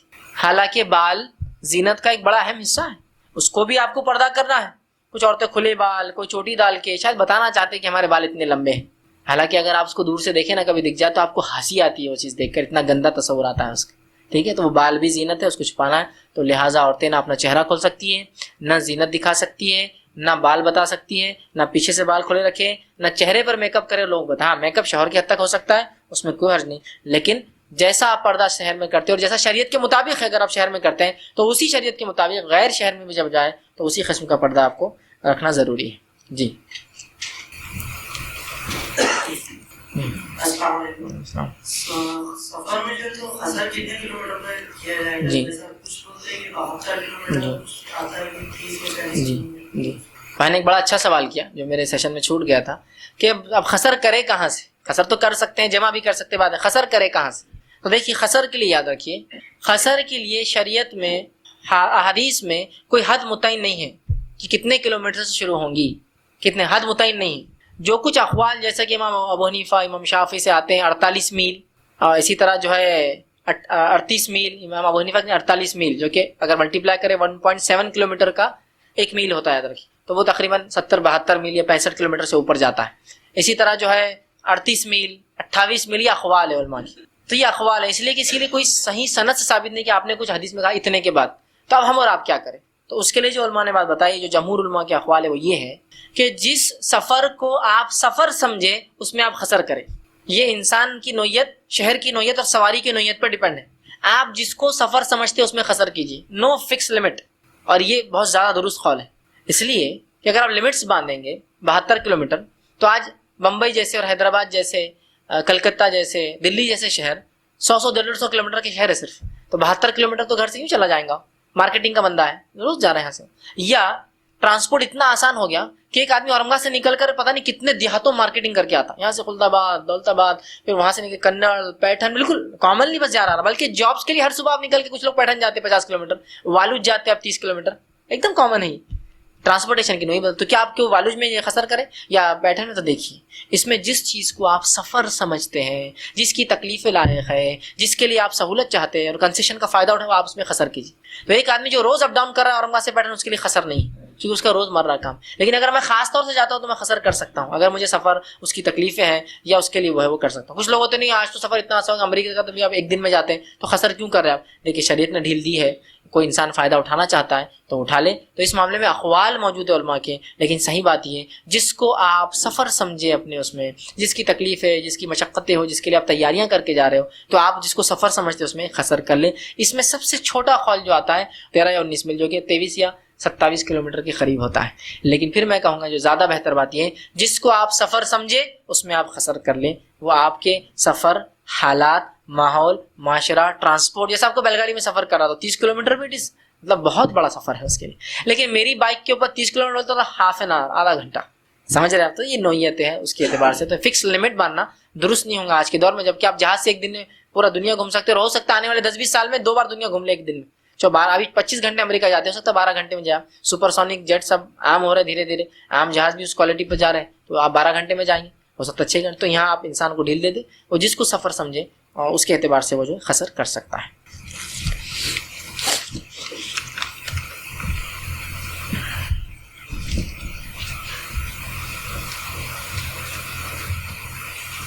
کسی نے سوال کیا حج کے دوران لوگ سفر کرتے ہیں اور وہاں خسر کا مسئلہ ہوتا ہے، جیسا کہ وہاں اللہ کے رسول صلی اللہ علیہ وسلم نے خسر کیا تھا وغیرہ، تو اس کے بارے میں رہنمائی کیجیے. دیکھیے آپ جب حج میں ہیں اور بالخصوص حج کے دوران آپ مینا میں ہیں، تو وہاں نبی اکرم صلی اللہ علیہ وسلم نے خسر کیا، اور وہی سنت طریقہ ہے، یاد رکھیے. حالانکہ رسول اکرم صلی اللہ علیہ وسلم مکے کے مقیم تھے، اس کے بعد بھی آپ نے خسر کیا. سمجھ رہے آپ بات کو؟ آپ مکے کے تھے، اس کے بعد بھی آپ نے خسر کیا. اس سے پتا چلا کہ جب مقیم خسر کر رہا ہے تو وہ حج کے اندر ویسا ہی کرنا ہے. بہت سے لوگ یہ کہتے ہیں نا، میں نے اس لیے کہا شروع میں، دیکھیے مسلکی تعصب پر آپ کوئی عمل نہ چھوڑے. دین کا اجتہادی مسئلہ ہو جہاں قرآن حدیث کی صحیح دلیل نہ ہو تو وہاں علماء اپنے اجتہاد رکھے، تو وہاں بھی اختلاف کر سکتے ہیں، ان کا خالی میں ان کو مانتا ہوں، ان کو نہیں مانتا ہوں. لیکن کھلی کتاب و سنت کو چھوڑ کے آپ کہیں میں ان کو مانتا ہوں، جیسا کچھ لوگ حد عثمان نے تو پوری پڑھی نا. ارے کیا تمہاری عقلوں پر پتھر پڑ گئے ہیں؟ اللہ کے رسول نے تو خسر کی نا، تم کو سمجھ میں نہیں آتی وہ بات اتنی کھلی؟ ابوبکر نے کیا کیا اور عمر نے اپنے 10 سال کیا خسر ہی کیا نا. تو تم لا کر بتاتے ہو ایک مثال عثمان بن عفان کی، اور وہ بھی ایک ہی بار آپ نے کیا، اس کے بعد نہیں کیا. تو آپ کو سمجھ میں نہیں آتا اتنی کھلی سنت کو. تو ہمارا مسئلہ یہ ہو گیا کہ کتاب و سنت ہم کو ہضم ہی نہیں ہو رہا آج، اور ہم چاہتے ہی نہیں اس کو فالو کرنا. تو آپ صلی اللہ علیہ وسلم خسر کیا، تو جہاں حج کے اندر آپ نے مینا میں اس میں خسر کیا، آپ بھی وہاں خسر کیجیے.